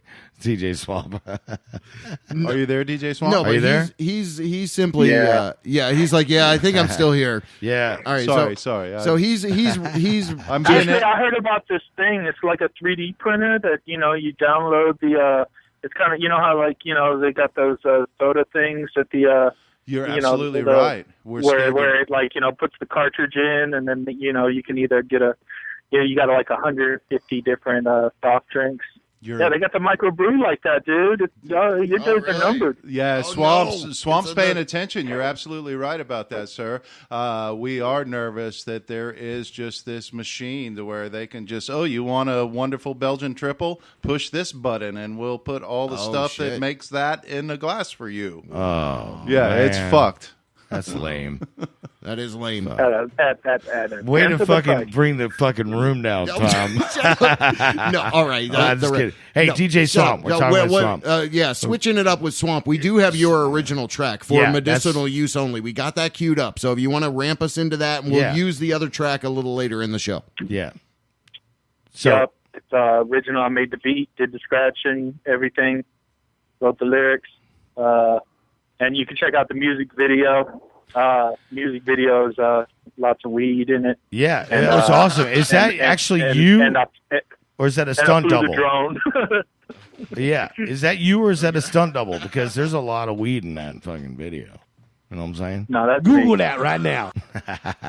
No stunt doubles. And I've never had a stunt double in any of my videos. If you look at my Ring of Fire video, that's really me on fire. Damn. Oh, my God. Damn. Hey, so awesome. So we got it queued up, Swamp. Hang on the line with us. It's DJ Swamp for medicinal use only. Check this out. You're listening to the JB Rev Show. We'll be right back. Smoke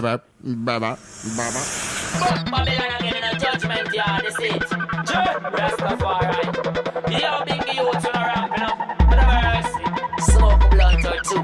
Big respect to the people up on the dance floor. DJ Swamp. Let's go. We smoke till we get high. Swamp lost the routine. We smoke till we get high. We're partying when the sunrise. Party don't stop when the sunset. 2 days straight we've been blazing haze, and still we say we ain't done yet. No weed, it's a tragedy. It'll be a better day if I had some trees. How you all giddy and laughing free? Smoke in my lungs to capacity. Smoke it up, toke it up. Spend your last on hash till you broke as fuck. When it's all gone, you can borrow more. What you gotta worry about tomorrow for? Pass the smoke, share the weed. Massive dose of the THC. I know you found it'll slow you down. It's the opposite of ADD. We smoke till we get high. Swamp lost the routine. We smoke till we get high. No seeds when you shake the bag. Roll it up, then take a drag. This ain't for you meth heads, but I'm Mr. White and I'm breaking bad. Put it on the scale, crush it, stuff it, put it in a shell. Puff it, puff it. Anybody in their right mind ever smoke weed even one time, then they gotta love it. I keep the meanest, sweetest, greenest, neatest weed on the West Coast. Kinda kush that you only wanna blow when you only wanna roll and smoke with your best folks. Better hide, it's not one. Blow it in your face, shotgun. I state this clear to everybody near. Light it up if you got one.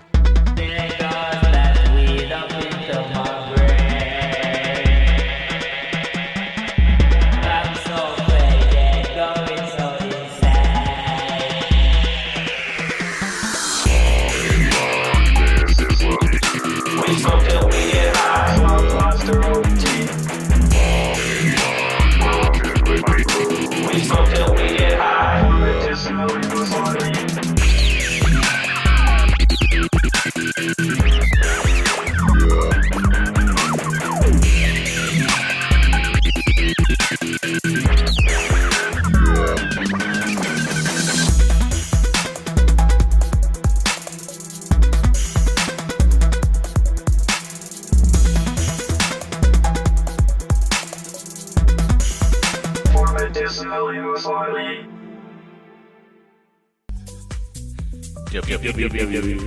WJBW, all one word, .com. Hey, if you're not having a good time, I'm not having a good time. So why the fuck you listening? Get the fuck off my channel.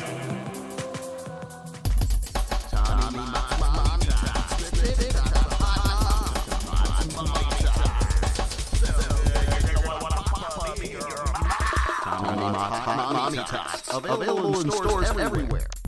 Tommy Mommy Tots.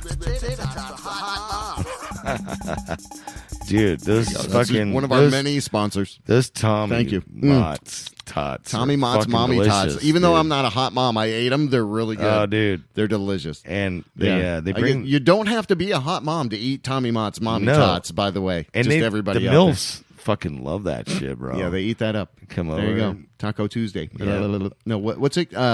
Anyways, hey, we had DJ Swamp on with us. Tuesday. It's Tuesday. That was awesome. Hold on. Yeah, right? There he Yeah. is.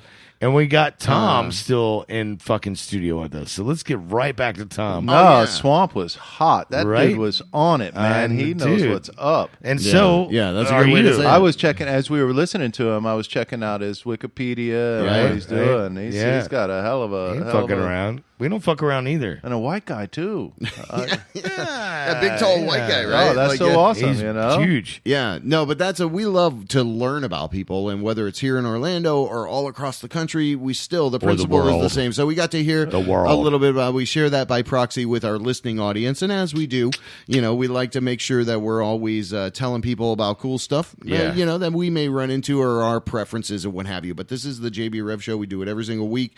Talk with talented people. Next week will be our 300th episode, so bear in mind we're going to be kind of closing up shop after all of that. So in saying that, Yeah. happy You to have said- Tom Moensch in Dude, studio. Still, Orange Blossom Brewing. I'm really excited because company. the banter back and forth with Tom is great. He's fucking smart. yeah, I like that He's got he- his shit together, and- Without question. Yeah, and it's nice to have. I mean, actually, I think most of our guests that we have the they're same pretty sensibility. with it. We don't fuck around. We have. well, I'd really like to good think you guests. don't invite dummies. Well, Yeah. no. I mean, the dummies running the show. Yeah. Oh, okay. Wow. That's, Look, he's throwing me under the bus. Like, why you Not got a really. negative bond with our Yeah. guests here? Anyways. we're friends. He doesn't not No, like me. we're Look at it. friends. Don't tell the company that Back to Tom. you secretly hate me. No, you guys are cute together. Hey, thanks. Oh. Yeah. We do. We make Fills good me out. pictures Yeah. together. When we Sure. take a silhouette Anyways, together, enough about it us. looks like one person. Shucks. Enough about us. Papa, Tom, Papa. I'm really excited to have you in here. You've done so much for the community. With Dude, I'm everything just that a beer you've done. dork. Well, yeah, you say that, but dorks always kind of have a plan in place. They know where they're going. They're fucking taking their Ritalin, then they're going forward. That being said, what's your next step? Where are you going from here? Well, first I must tell you, no pharmaceuticals. You're just gonna sell the company, aren't you? You just sell. Are you going to brew with weed? No, everybody's hopping on the weed bandwagon. Yeah. I just don't see No any. hops, That no doesn't- weed. That doesn't play for me. Yeah, it's I'm just a trend. I'm a fan of weed, but I just I like beer and I like weed, and I just in the same keep the two glass, separate, probably, I guess. Yeah.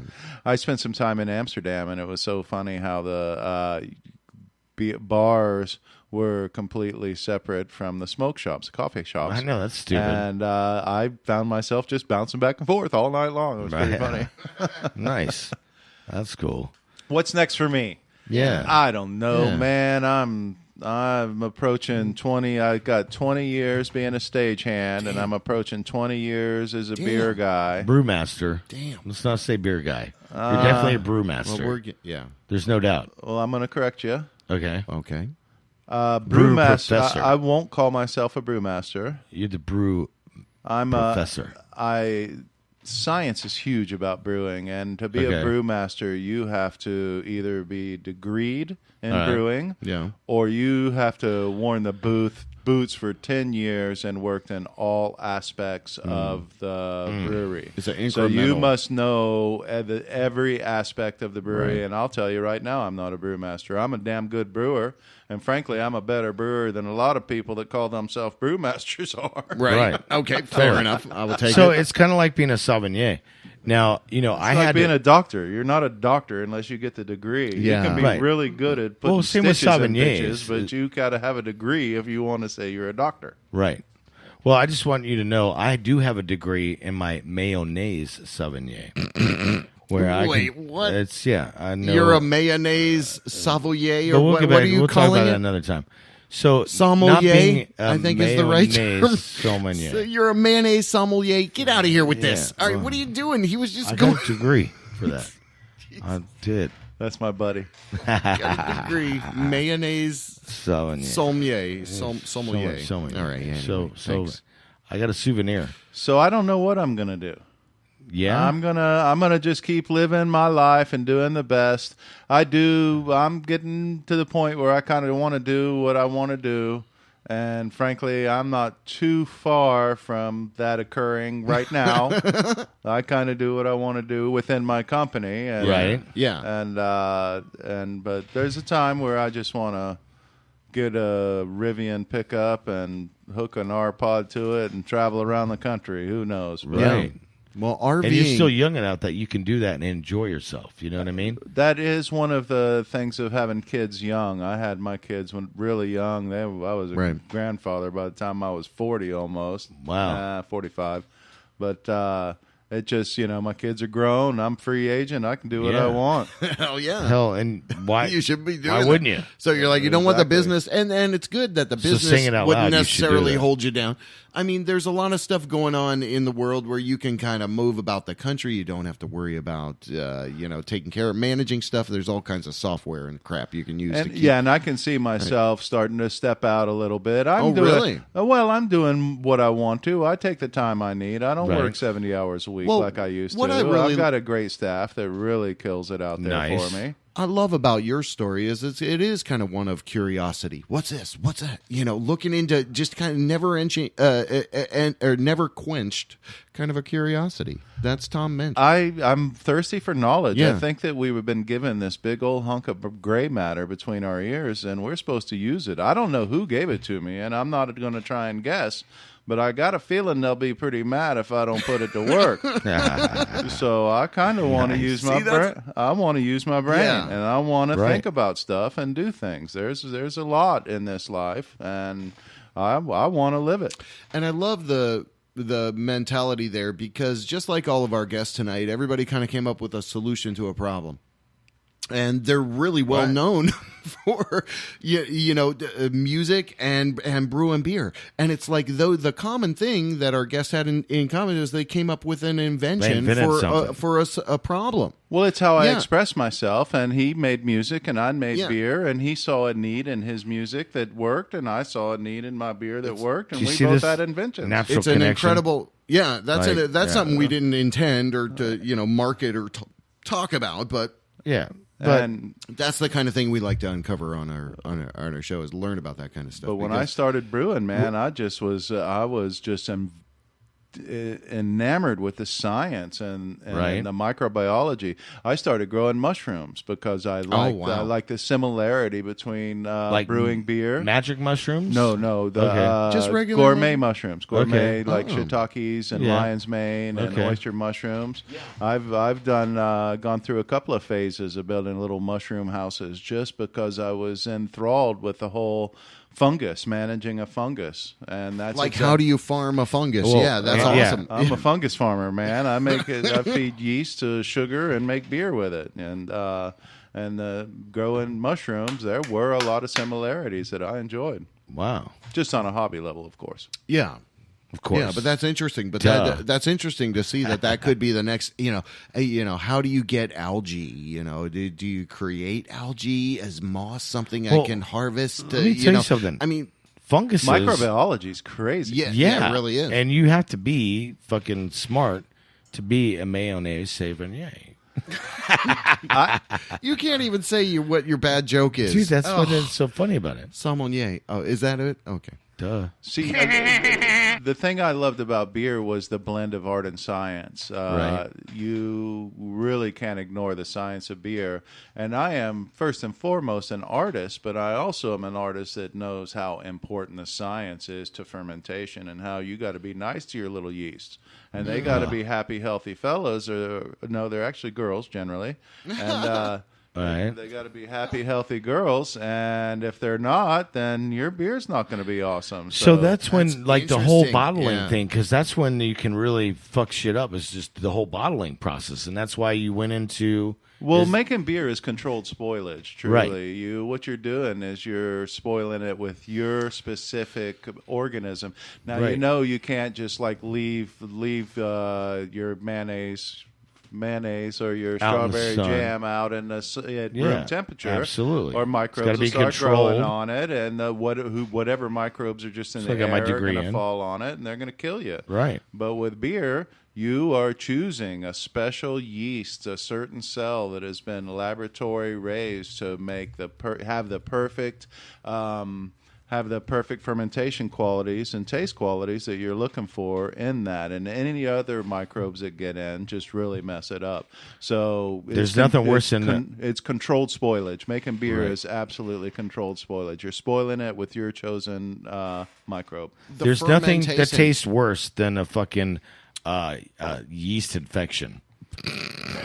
Wow. Okay. Now there was a brewer for Rogue that made beer out of some yeast they harvested from his beard.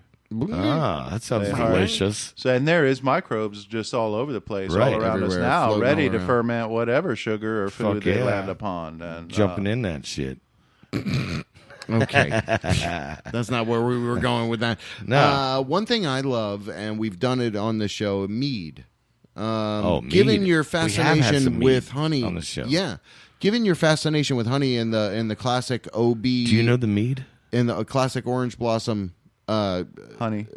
Orange Yeah. Blossom honey, Honey. is what we use in our beer. but what's the name of That your he got beer? right off Orange the trail. Blossom Pilsner. Boom.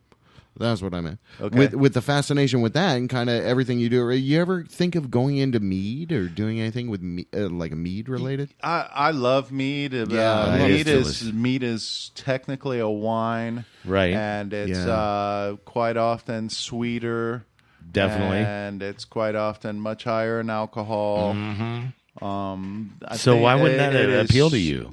It's You know what I'm saying? it's too much. I think that It's a little too hoppy. I isn't think it? 2/3. Because you're a beer guy. I think 2/3 barley, 1/3 honey. All right. Which is what I use in both of my honey beers. Okay. 2/3 of the fermentables, Which is are- goddamn are delicious, by the way. barley. Again, this You've fucking, been I'm drinking- really enjoying this fucking beer, It's Tom. remarkable. I'm drinking Yeah, it the whole now. time It's like, we, I forgot to say we're drinking this Yeah, shit. I fucking know exactly what you're talking about, Tom. That's what's so great about. But that's the brilliant Listen to thing. you talk about and, it. and that's what I love about the company in general is they're Fuck the companies, Tom. well they're minded to a degree that hey you know you got to be conscientious of everything that's around you, and you've come up with this phenomenal recipe for this beer, and it's like just gangbusters. Anyone Yeah. who tastes it, I'm sure, just knows what I'm talking about. And I remembered back when, in the day when I was making honey beer at home, and I'd sample it with my dumb friends, and they normally hated every beer I made. But Really? They wouldn't shut up about my honey beer, and that that made me realize I got a hit. That's how I can. That's how you get know you got a good Florida song. to start making drinking good beer.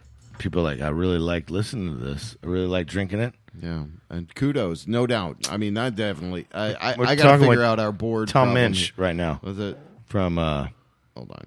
Orange Blossom Brewing. I can take. yeah. I Orange was making sure I Blossom. said your name right because you gave me a funny look when I said Moensch. No, I know the O is silent the O is because silent. it's spelled Moensch. Silly Yeah, it does Germans. look like we Moensch. butcher people's last name on Yeah, we this do. show, so I'm so proud of us. Well, I think when my great granddaddy He was got born in here, Florida. I think that his name was M. Umlaut. You know, the Umlaut is that O, that German O with the two Course. dots above it. Right. Umlaut. NCH. And we didn't have an O on our typewriters, so whoever let him into Ellis Island or wherever looked at him and went, What is O this? with 2 dots on it? No, we're going to call that an O and an E then, pal. Right. So we got converted from M umlaut NCH to MOENCH. And I think the real German pronunciation of it is pretty hard. I think you kind of end up slobbering on yourself a little bit if you say it. Okay. I did. Let's just try say- it. So we have the So time. call me do it. out again. Get it going. I'm gonna go wait in the car. I'm going to try to say the original. That's another, I guess, expedition was they just went ahead and said, let's just call it Mensch. So Mensch. my dad told me it was pronounced Mensch, so that's why I'm going to go with that. You've been So- going with that for 40 years or whatever. Yeah. So all through school, when the fucking homeroom teacher would call out your name, they always called you yeah. Moensch, didn't I'd they? answer Moensch. most anything that began Mo. with M.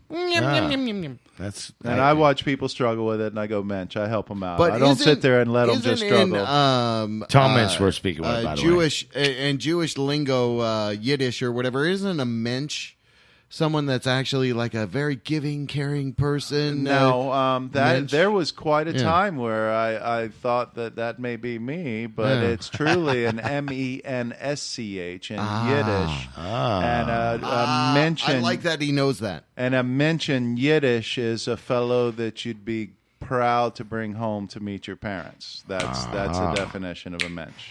Nice. But I am the German version of Mensch, and that is a derivative of the word Munich and the word monk. Monk. Oh, Wow. that's very good. I love the literal side of it. All I know about Johnson thank is you for adding that. I have one. That's all I okay. know about my name. My last name, Jerry Johnson. Yeah, so you Johnson because you got one. I should have brought more squared. Not as yeah. No, the beer has been delicious. I did not get to taste. That's what I was signaling earlier. The coconut. Oh, dude. You've slobbered the coconut I to gave yourself. I poured some coconut. Hold on. Okay, well, no, wait. This is the thing I wanted to do: is taste this coconut porter. I can see I should have loaded my cooler a So little fuller. nope. Yeah. Nope, here we I go. had no Hold on. idea what I was getting into. I'm following you to Loma Bowl. It's right by my house. I got a text that the event went wonderfully, as if it may be over. Oh, well, then let's talk for another no, hour. I'm so sorry. We made you miss your event. Oh damn! I feel That's all right. bad. He's got great employees that represent him very well. He already. Yeah, well, okay. Nah. I should. You get out of here. No, I wouldn't have been sitting on the couch and let that event occur. But because I was here with you gentlemen, Wow. I Thank let you my- so much, my Tom. fellow- Well, So, Tom, hey, Tom, this is something Moensch. we can definitely do on the weekly. Is literally Let's do beer of the week here. add you to besides that idea, we can add you to our sponsor crawl. Yeah, we'll just we have so every week we'll just add Orange Blossom Brewing. yeah. We'll just add you to our sponsor crawl, Yep, man. we just say your name at the love end of the you. day. We Doesn't cost feel you you. nothing. Do you work for beer? We will Yeah. work for beer, We yes, we as might well. be able to, All right. we might be able to cut a deal. And then we can work some other stuff with you because you fucking rock, man. Dude, and I right? love the fact that before I even taste this beer, the guy who created it is sitting right there. So hold on, let me. I gotta say, hold on. I found out that you're going to be in studio when I was in Europe, and I was just like, fuck yes. I was really excited about that. You know, I don't do much on Facebook, but I do scan through it once in a while, and you drop some really nice pictures in Europe. That was cool to see. Oh, dude, thank you. Thank you very Well, you much. see, because with that coconut porter, I was thinking heavy artificial coconut, and I didn't taste that. I tasted almost the husk of a coconut. That was amazing. Well, frankly, it's like coconut husk. if you think about like real coconut, doesn't have a lot of flavor. Yeah, it doesn't. You eat just regular coconut, that's not very flavorful. Now, Hawaiian Tropic, that's very flavorful, but nobody wants to drink that shit. Hell That's what no. extracts are. So Right. I use real coconut in our coconut porter. And I use a lot of it, but the thing is, it's just the flavor. Do you taste coconut? I didn't taste That's the coconut. thing. I do not. You will. I taste like I it's said, like an it's like a aftertaste. like a husk. It tastes like I'm eating the actual coconut. Here, I'll tell you what's going to happen. It is subtle and it complements the beer. The toasted part of the coconut actually comes through more than the coconut. But as you get to the bottom of that ridiculous. glass, you're going to start finding that subtle coconut flavor. You really are, and it's not in your face. And I couldn't put enough coconut in there to make it in your face because coconut's not an in your face flavor. Right. Exactly right. So, Tom, that being said, I mean, it is really good for a porter too. I will say, as a beer drinker, I'm not trying to cut you off. Yeah, you did. As a beer drinker, though, but to finish that point, as a beer drinker, that I shy away from porters because they're heavier. Big and so thick. Did you not hear what I said earlier? It's very light. It's a Florida porter. Yeah. It's a sessionable porter. Sessionable. Yeah.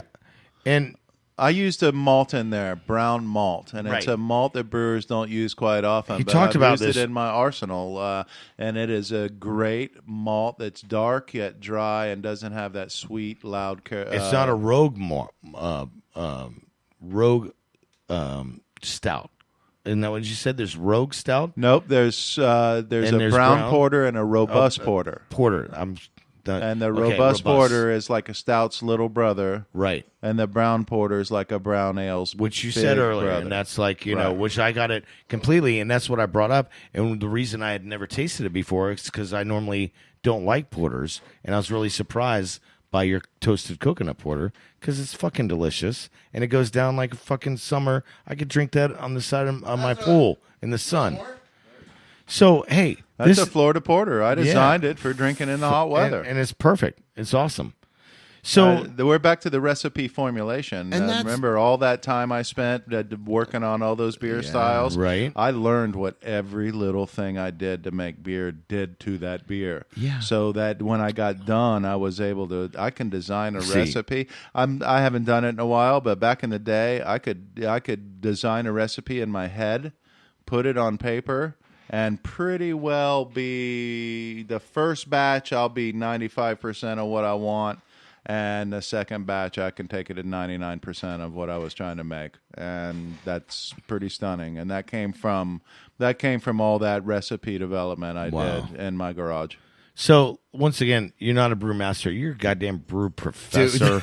Dude, he's beyond a brewmaster. Fucking goddamn. I told you, I'm a brew doctor. dork. I'm a beer dork. Yeah, which is ultimate dork. Which has got to be better, right? So, it's got to be better than somebody who's gone through the... You've cut me off once. He's coming out. I have a very important question for Tom. Oh, my God. Okay. So what I want to ask... you got a question. Okay. Yeah. Thank you. You guys are funny. Yeah. Well, so Tom... as creative as you are, and with your, your microbiology and your, the way you create these beers, I gotta ask. I feel like do you enjoy cooking? Oh, I love cooking. Okay, so that being said, you like doing the recipes. And you nailed right in on it. I long ago learned that people that liked cooking were going to probably be a good home brewer. Right. And people that didn't like cooking probably were not going to be a good home brewer. Exactly. So that being said, like you create, like what's some of the, you cook a lot at home. What's your favorite dish to make? Oh, wow. Yeah. Okay. 2-part question. What's your favorite dish to make for yourself? And what's your favorite dish to make for when you have company? Whoa, loaded question because I'm a vegetarian, man. I've been different my whole life. How long have you been a vegetarian? 1978, 40 years ago, I became a vegetarian. Why? I read this little book that made so much sense. It from an environmental, from a health, it just nailed it on like 6 different levels why it made sense. So in 78. And at 18, I really prided myself as being a logical man. Wow. And I knew that if I were confronted with such logic and I did not react to it or respond to it, that I could not carry on that feeling. And I was so stubborn in my mind about my logical ways that I said, this makes sense to me, and so this is what I'm going to do, and here I am 40 years later. That to me is not stubborn. That's called integrity, of what you believe in, and that's amazing. Well, so that's why, I was asking, that's it also helped when my brother-in-law, now ex-brother-in-law at the time, 20, when I was like 20, he said, yeah, we'll see how long that lasts. You're like, fuck you. That deepened my resolve a bit. I realized that in the last decade or so that really deepened my resolve on this matter. So it was spite. Good for you. Fuck integrity. It was all spite. That's remarkable, though. Yeah, that motherfucker don't know he added 20 years to my life. So back to the original question. That's badass. So being a vegetarian, what's the favorite dish that you can make for yourself And not quick, but something that like you just your old thing. Dude, that you I make. slay it with Mexican. I can fucking crush some black beans. Yeah. And So does it take you all day to cook the dish that you like? cumin, and I can sling together some respectable Mexican, man. Nice. So if you're having a party and you want to cook for friends, that's something to impress your friends. What do you cook up? Curry in the crock pot. I do a mean curry in the crock pot, and that's easy and quick, and you don't have to work a lot while it's happening. So red curry or green curry? Red. All right. Nice. Very cool, man. Tom, man, it's been awesome having you in the studio. I knew this would be great, and the banter back and forth with you has been awesome. It's nice having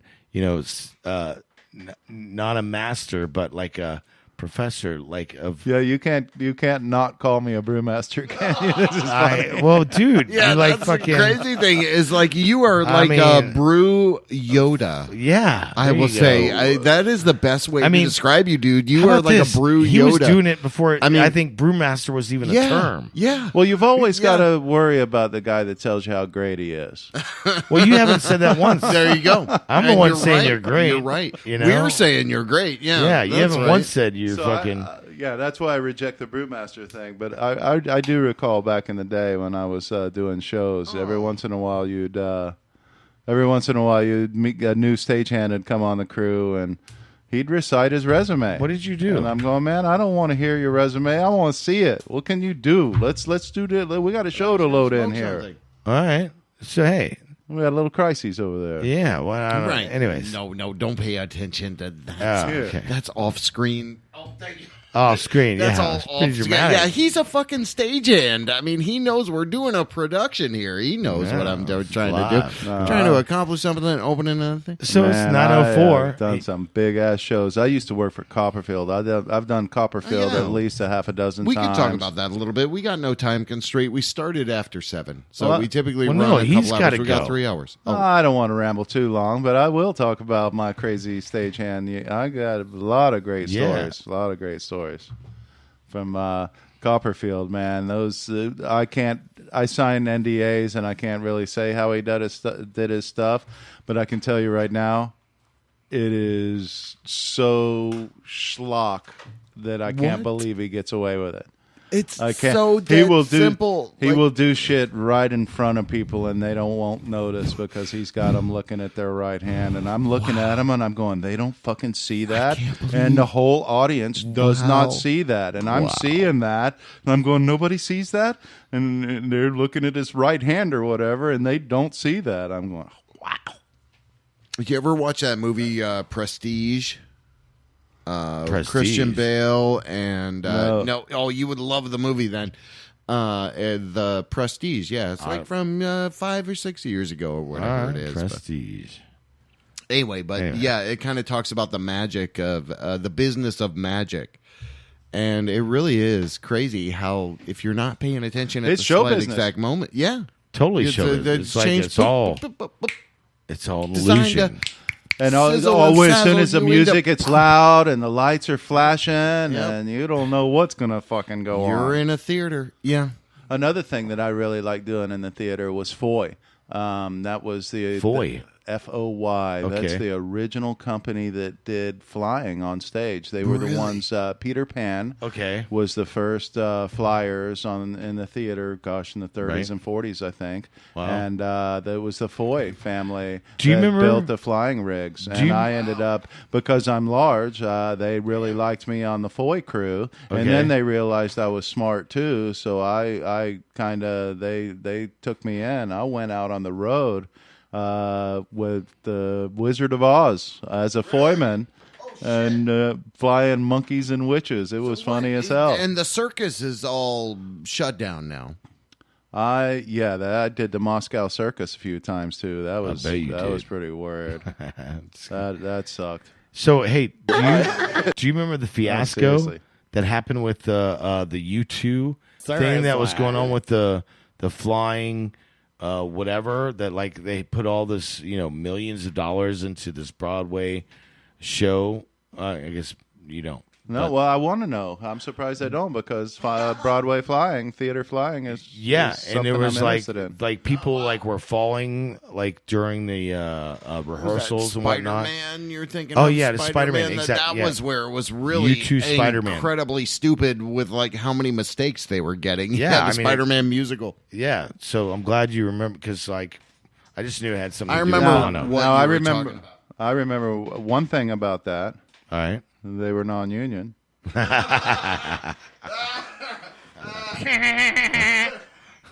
And Vote for Pedro. sorry to go there, but No, I know that the IA, we were rock solid about safety, man. Right. Double redundancies is common when we do. There's no Right. fucking around. Yeah. Overhead safety is a big deal. And I was trained that. I was told by the flyman in the theater, if I ever dropped a brick, I better be down there to fucking catch it. Wow. And there's no way I was going to catch it. So that meant don't drop a brick. Right. That's a totally. great fucking line. That's exactly awesome. right. Yeah, my dad worked for the FAA. At a certain portion of his life as an inspector, and the stuff he would tell me. Yeah, you're not kidding. I thought you never Overhead talked to safety. your dad. Nope, that's not what I said. Oh, no, okay. you're just making something up in the. We're speaking after with Tom hours. Moensch, by the This way. is in the we're studio with making us. something. Are we up still in on the the after air? hours. Yeah, we I still know, right? are on Not the on air. that. Isn't it crazy? All right. Anyway, all right. So just to keep the convention of everything was. I'm tired of this little girly man. Oh wait, no breaking news badly, dude. No. We got Tom Breaking Moensch in news studio with us. badly. Yeah, just to keep the convention of the show, we're doing the show flow. There we go. Breaking news badly. There we go. Show flow. Show flow. Show flow. That's right. Show flow. Show flow, motherfucker. Flow of your show. Show flow, mofo. We keeping the show flow. There you go. Breaking news badly. Now, we've just added a new sponsor to our sponsor crawl on the weekly. yeah. It's Orange OPD. Blossom Brewing Company. These guys work for cheap. We've added you. Yeah, we do. Nope, we're going to add you. We're already paid in full. There you go. We're adding our good friend Tom here. So thank you so much. You guys are cool. You're cool, man. That's We're why I adding like you in to our sponsor crawl every week, Delicious. along with other greats OPD. like PocusHottest.com. Yeah. This is Oh, I'm a Shannon good friend with Holt- Wendy. Wendy's Yeah, awesome. Shannon Wendy is Holt- awesome. So you're now in our fold. You There are in, go. like, Kush Orlando. Kush, Gary Schwartz. Gary's awesome. Kush Yeah. Orlando City Smoke Shop. You Which, love by all the way, people I love. Dave I'm there every Orlando. Friday night DJing at Kush Ultra Lounge.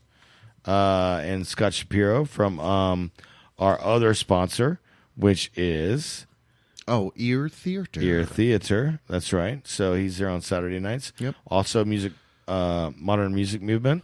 Oh yeah, Nora's Sugar Shack. Noga Sugar Sugar. Wow, I almost said that wrong. Noga Sugar Shack. Maxine's on Noga Shine. Sugar Shack. Nora's Sugar Shack. Maxine's I've on Shine. known- Little Indies. There you go. Little I've Indies. known Nora about 25 years. BadassSandwiches.com. Nora's awesome.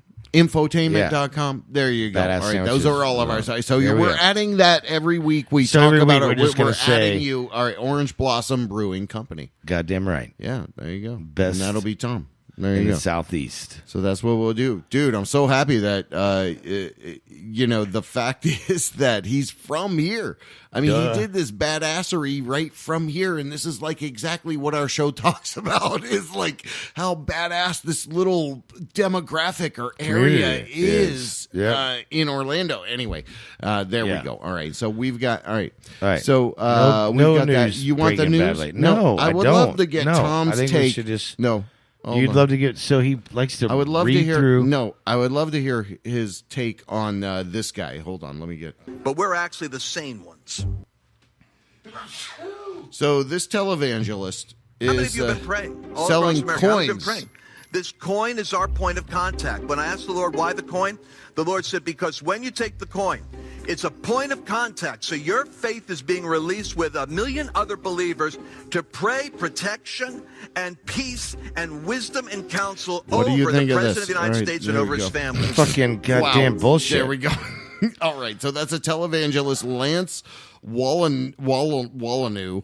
Dude, are you sells setting his him up Trump to, program. like- No, I just want to see his opinion on something. He's a wise man. Well, yeah. I'm I trying mean, to get even his- if you're stupid, that's fucking stupid. I heard that Cinderella lost her shoe. I heard And that story. If you found the shoe that fit her foot, then you were her prince. By midnight. So yeah, by midnight or something like Or that. So it's a midnight. lot like that. Yeah. That's a good analogy, actually. That's a good. Yeah. I like that. It's kind of like plucking the strings with I don't know. You don't know I just where you're remember going. saying All right. plucking the strings. Trying to go somewhere. Aren't Santa and Jesus the same guy? Next Duh. one. Saint Nick. Strange new ASMR trend. Bill Maher spoke about this.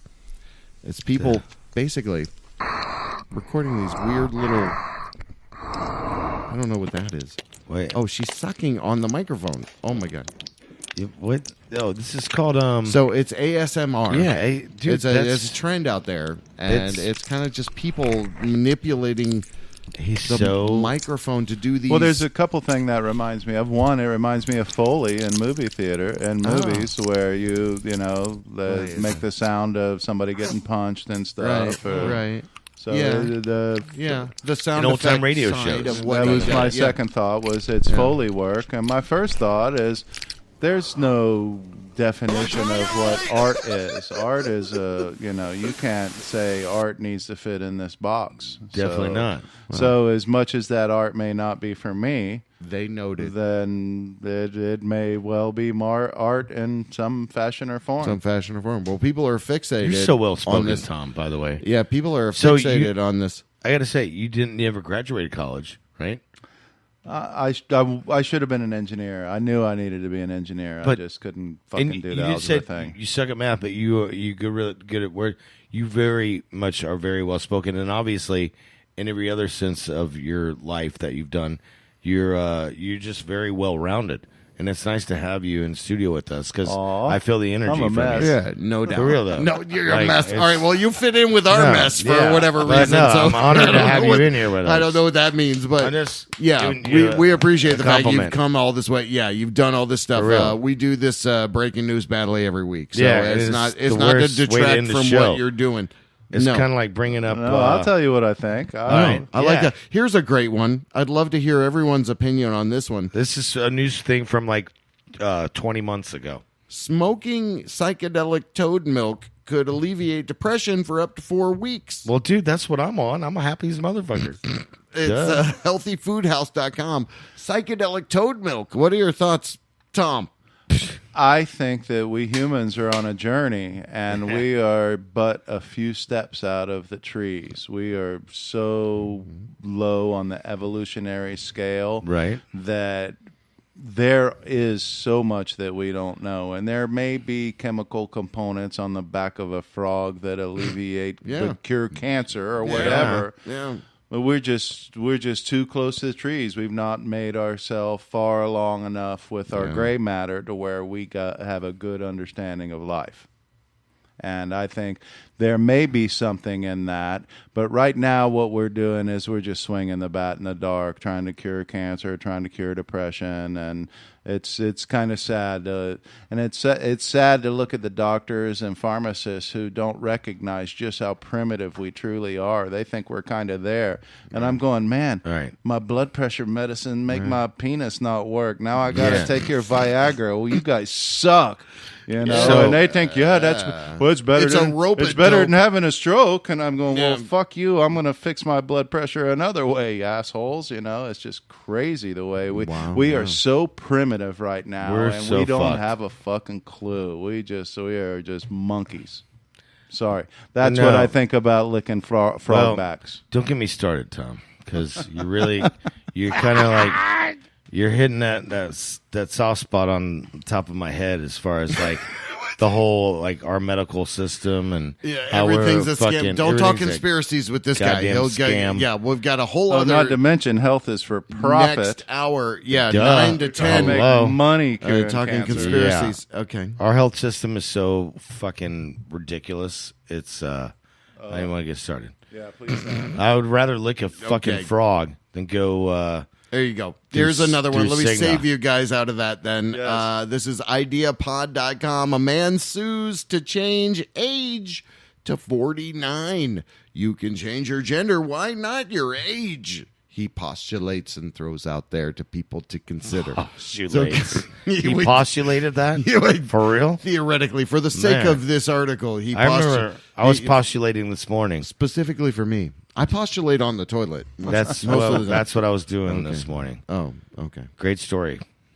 We don't have no comment for that. So he's pushing the boundaries. He's just seeing how far it can go. And, I can understand a conservative fellow's mindset that if a person with a penis decides they're a girl, that, that they can decide some goofy shit too.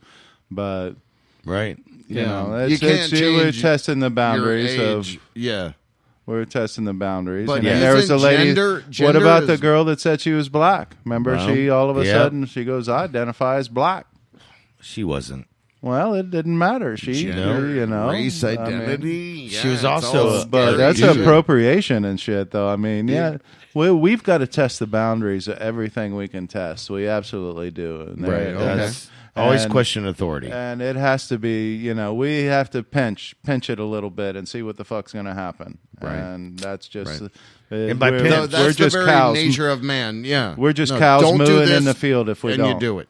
Yeah. Cows mooing in the field is I'm not a cow mooing in the field. I'm not either. What? No, or a sheep. So she let a student take lunchroom food without paying, and then she was fired. You Damn heard about right. this story? The lunch lady that gave a kid free food. She fucked up. And the people that fired her. I wish I was joking. West.com. No, is the that's source. true. And the people that fired her are probably pro-life. Yeah, they may be. So you can't have an abortion, but you ain't getting a free fucking lunch for that kid. Damn right. There you go. And I think now she currently has a shit ton of job offers. I hope so. I hope there's a victory in that. Yeah.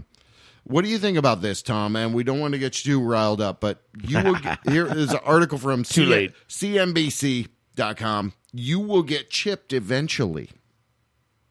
No, the title of I the won't article. ever get chipped. And they go on to explain why it makes so much sense that eventually they believe everyone will get a little chip in their finger there. No. Well, I don't like carrying a wallet, and I don't like carrying all that stuff that goes with it, but I don't like being tracked and traced, but we already are with our visas and our Facebooks and stuff, and the face recognition cameras everywhere, and I've got no real, that's the future Christianity beliefs, but there's a buttload of they've got a buttload to say about it. Mark of the beast and shit, and that when you submit, they said the Bible supposedly says it when they come, or the translations of that Bible say that when they come to mark you like that, you're going to be so scared of the way the world is that you'll accept it. Right. But you're accepting the mark of the beast. Now, please know I'm not preaching this. This is not like a scripture. That's the only reason I've already. We don't care about that. I'm already chipped, actually, and it was because we're all already chipped. I was just waiting for you. But on the other hand, I'm also the kind that would like to be off grid. I'm offended by the fact that it's illegal to be off grid. That's what I was hoping. I'm offended by the fact that I can't have solar panels on my roof, and when your electricity goes out, my electricity doesn't go out. It's kind of weird that I do think we need to revolt and maintain our independence and individuality for sure. There's a certain that's why I back up the cat that wants to be 49 when he's fucking 69. Ant and the grasshopper, but you take the ant and the grasshopper, and that's nice awesome. Segue back. Yeah, that was fucking killer. Yeah, that was like this guy. Yeah, we got to check this shit, man. It ain't free. Yeah, no, I'm paying attention. All right, of everything. When I was saying earlier about she needed to be fired, I'm like just throwing shit out there. You know what I'm saying? Stirring the poop. Yeah, there you go. Without doing an SB attack kind of thing. SBK? You know what I mean? No. What are you talking about? SBK attack? No, listen. What are you talking about? Hey, do we have any listeners out there? Raise your hand if you're listening. Raise your hand if you're listening. Okay. I'm not listening. I see one hand. I'm not even listening to this. There's 3 people in this room, and I only see one hand. Well, you're not listening. Howard Stern episode from 1975. Okay. Anyway. Hey, so let's wrap this shit up. We got Tom Moensch You guys are IN. cool. Hold on. Hey, man. Let me get, hold on. Hold on. Let me get some Hold on local. for what? Local love there. Oh, come on. What local love? Wait, you Hold gotta- on. Yeah. Central Florida man sets fire to a woman's house, flees in General Lee replica. Deputies say. That's this was just a badass. West.com story. You ever hear this guy setting fire to a house and leaving in the General Lee? I heard that was DJ Swamp that did that. Yeah, that sounds like DJ Swamp. That's fucking sounds like, you know, he was with Kid Rock. Fucking it was Kid Rock's car. Man, if you're going to go out. Fucking asinine. Jeff Nolan. Love that little drop. So, hey, put on our Right, closing. I don't have anything else for you. Or did he just Close that out. happen There to you go. have? That's He I just thought I'd happened to share have that with that car, and so knows? they were not tied Anyway. together whatsoever. He just happened to have a General Lee car, Sadder and he commentary. also just happened to decide to burn his girl's house down. There you go. And somehow those two are tied together. Yep. And the sadder commentary is that it's just happened here in Florida, and this is what goes on. So anyway, Play those kitties. It was awesome having Tom Moensch in here. Fucking awesome. Thank you so much. Pocashottest.com, POCASHOTTEST.com. That's finest hot sauce you're going to find. Orange Blossom Brewing Company, finest beer you're going to find out there. Go there, check that out. And Shannon Holt Art, infotainment.com, Dank Orlando City Smoke Shop, BadassSandwiches.com, Little Indies, Ear Theater, Modern Music Movement. Did I forget anybody? Hold on. Anyway, love and respect each other. We encourage you to do that on the weekly. I got a track queued up from DJ Swamp to close us out here. This is 80808. See you on the next thing we do. That's our 300th episode. Maxine's on Shine. Check us next week. This time, boom, bam, bam, bam, boom, boom.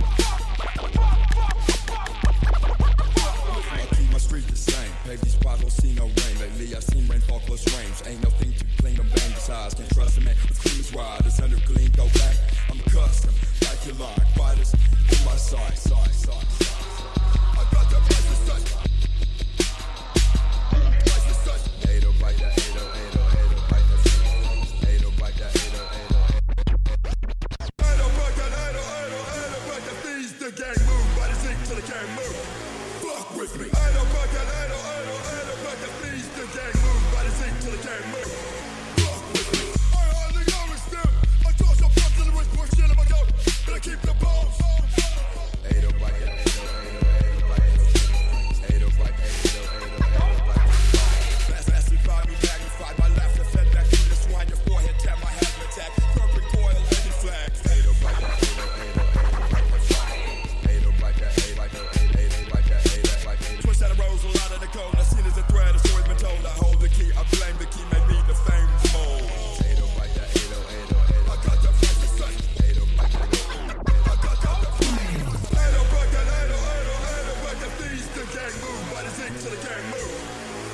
with me.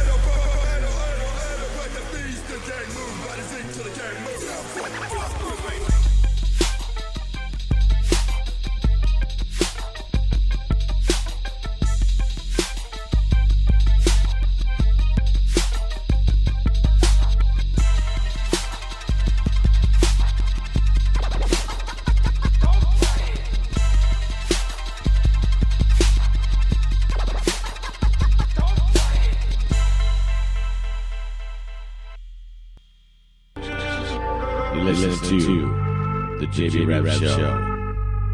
We'll be right back. You're back with the JB Rev Show. What's up? Hey, if you're not having a good time, I'm not having a good time.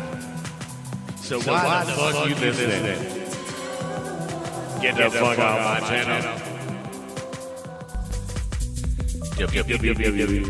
WJBW, all one word, .com.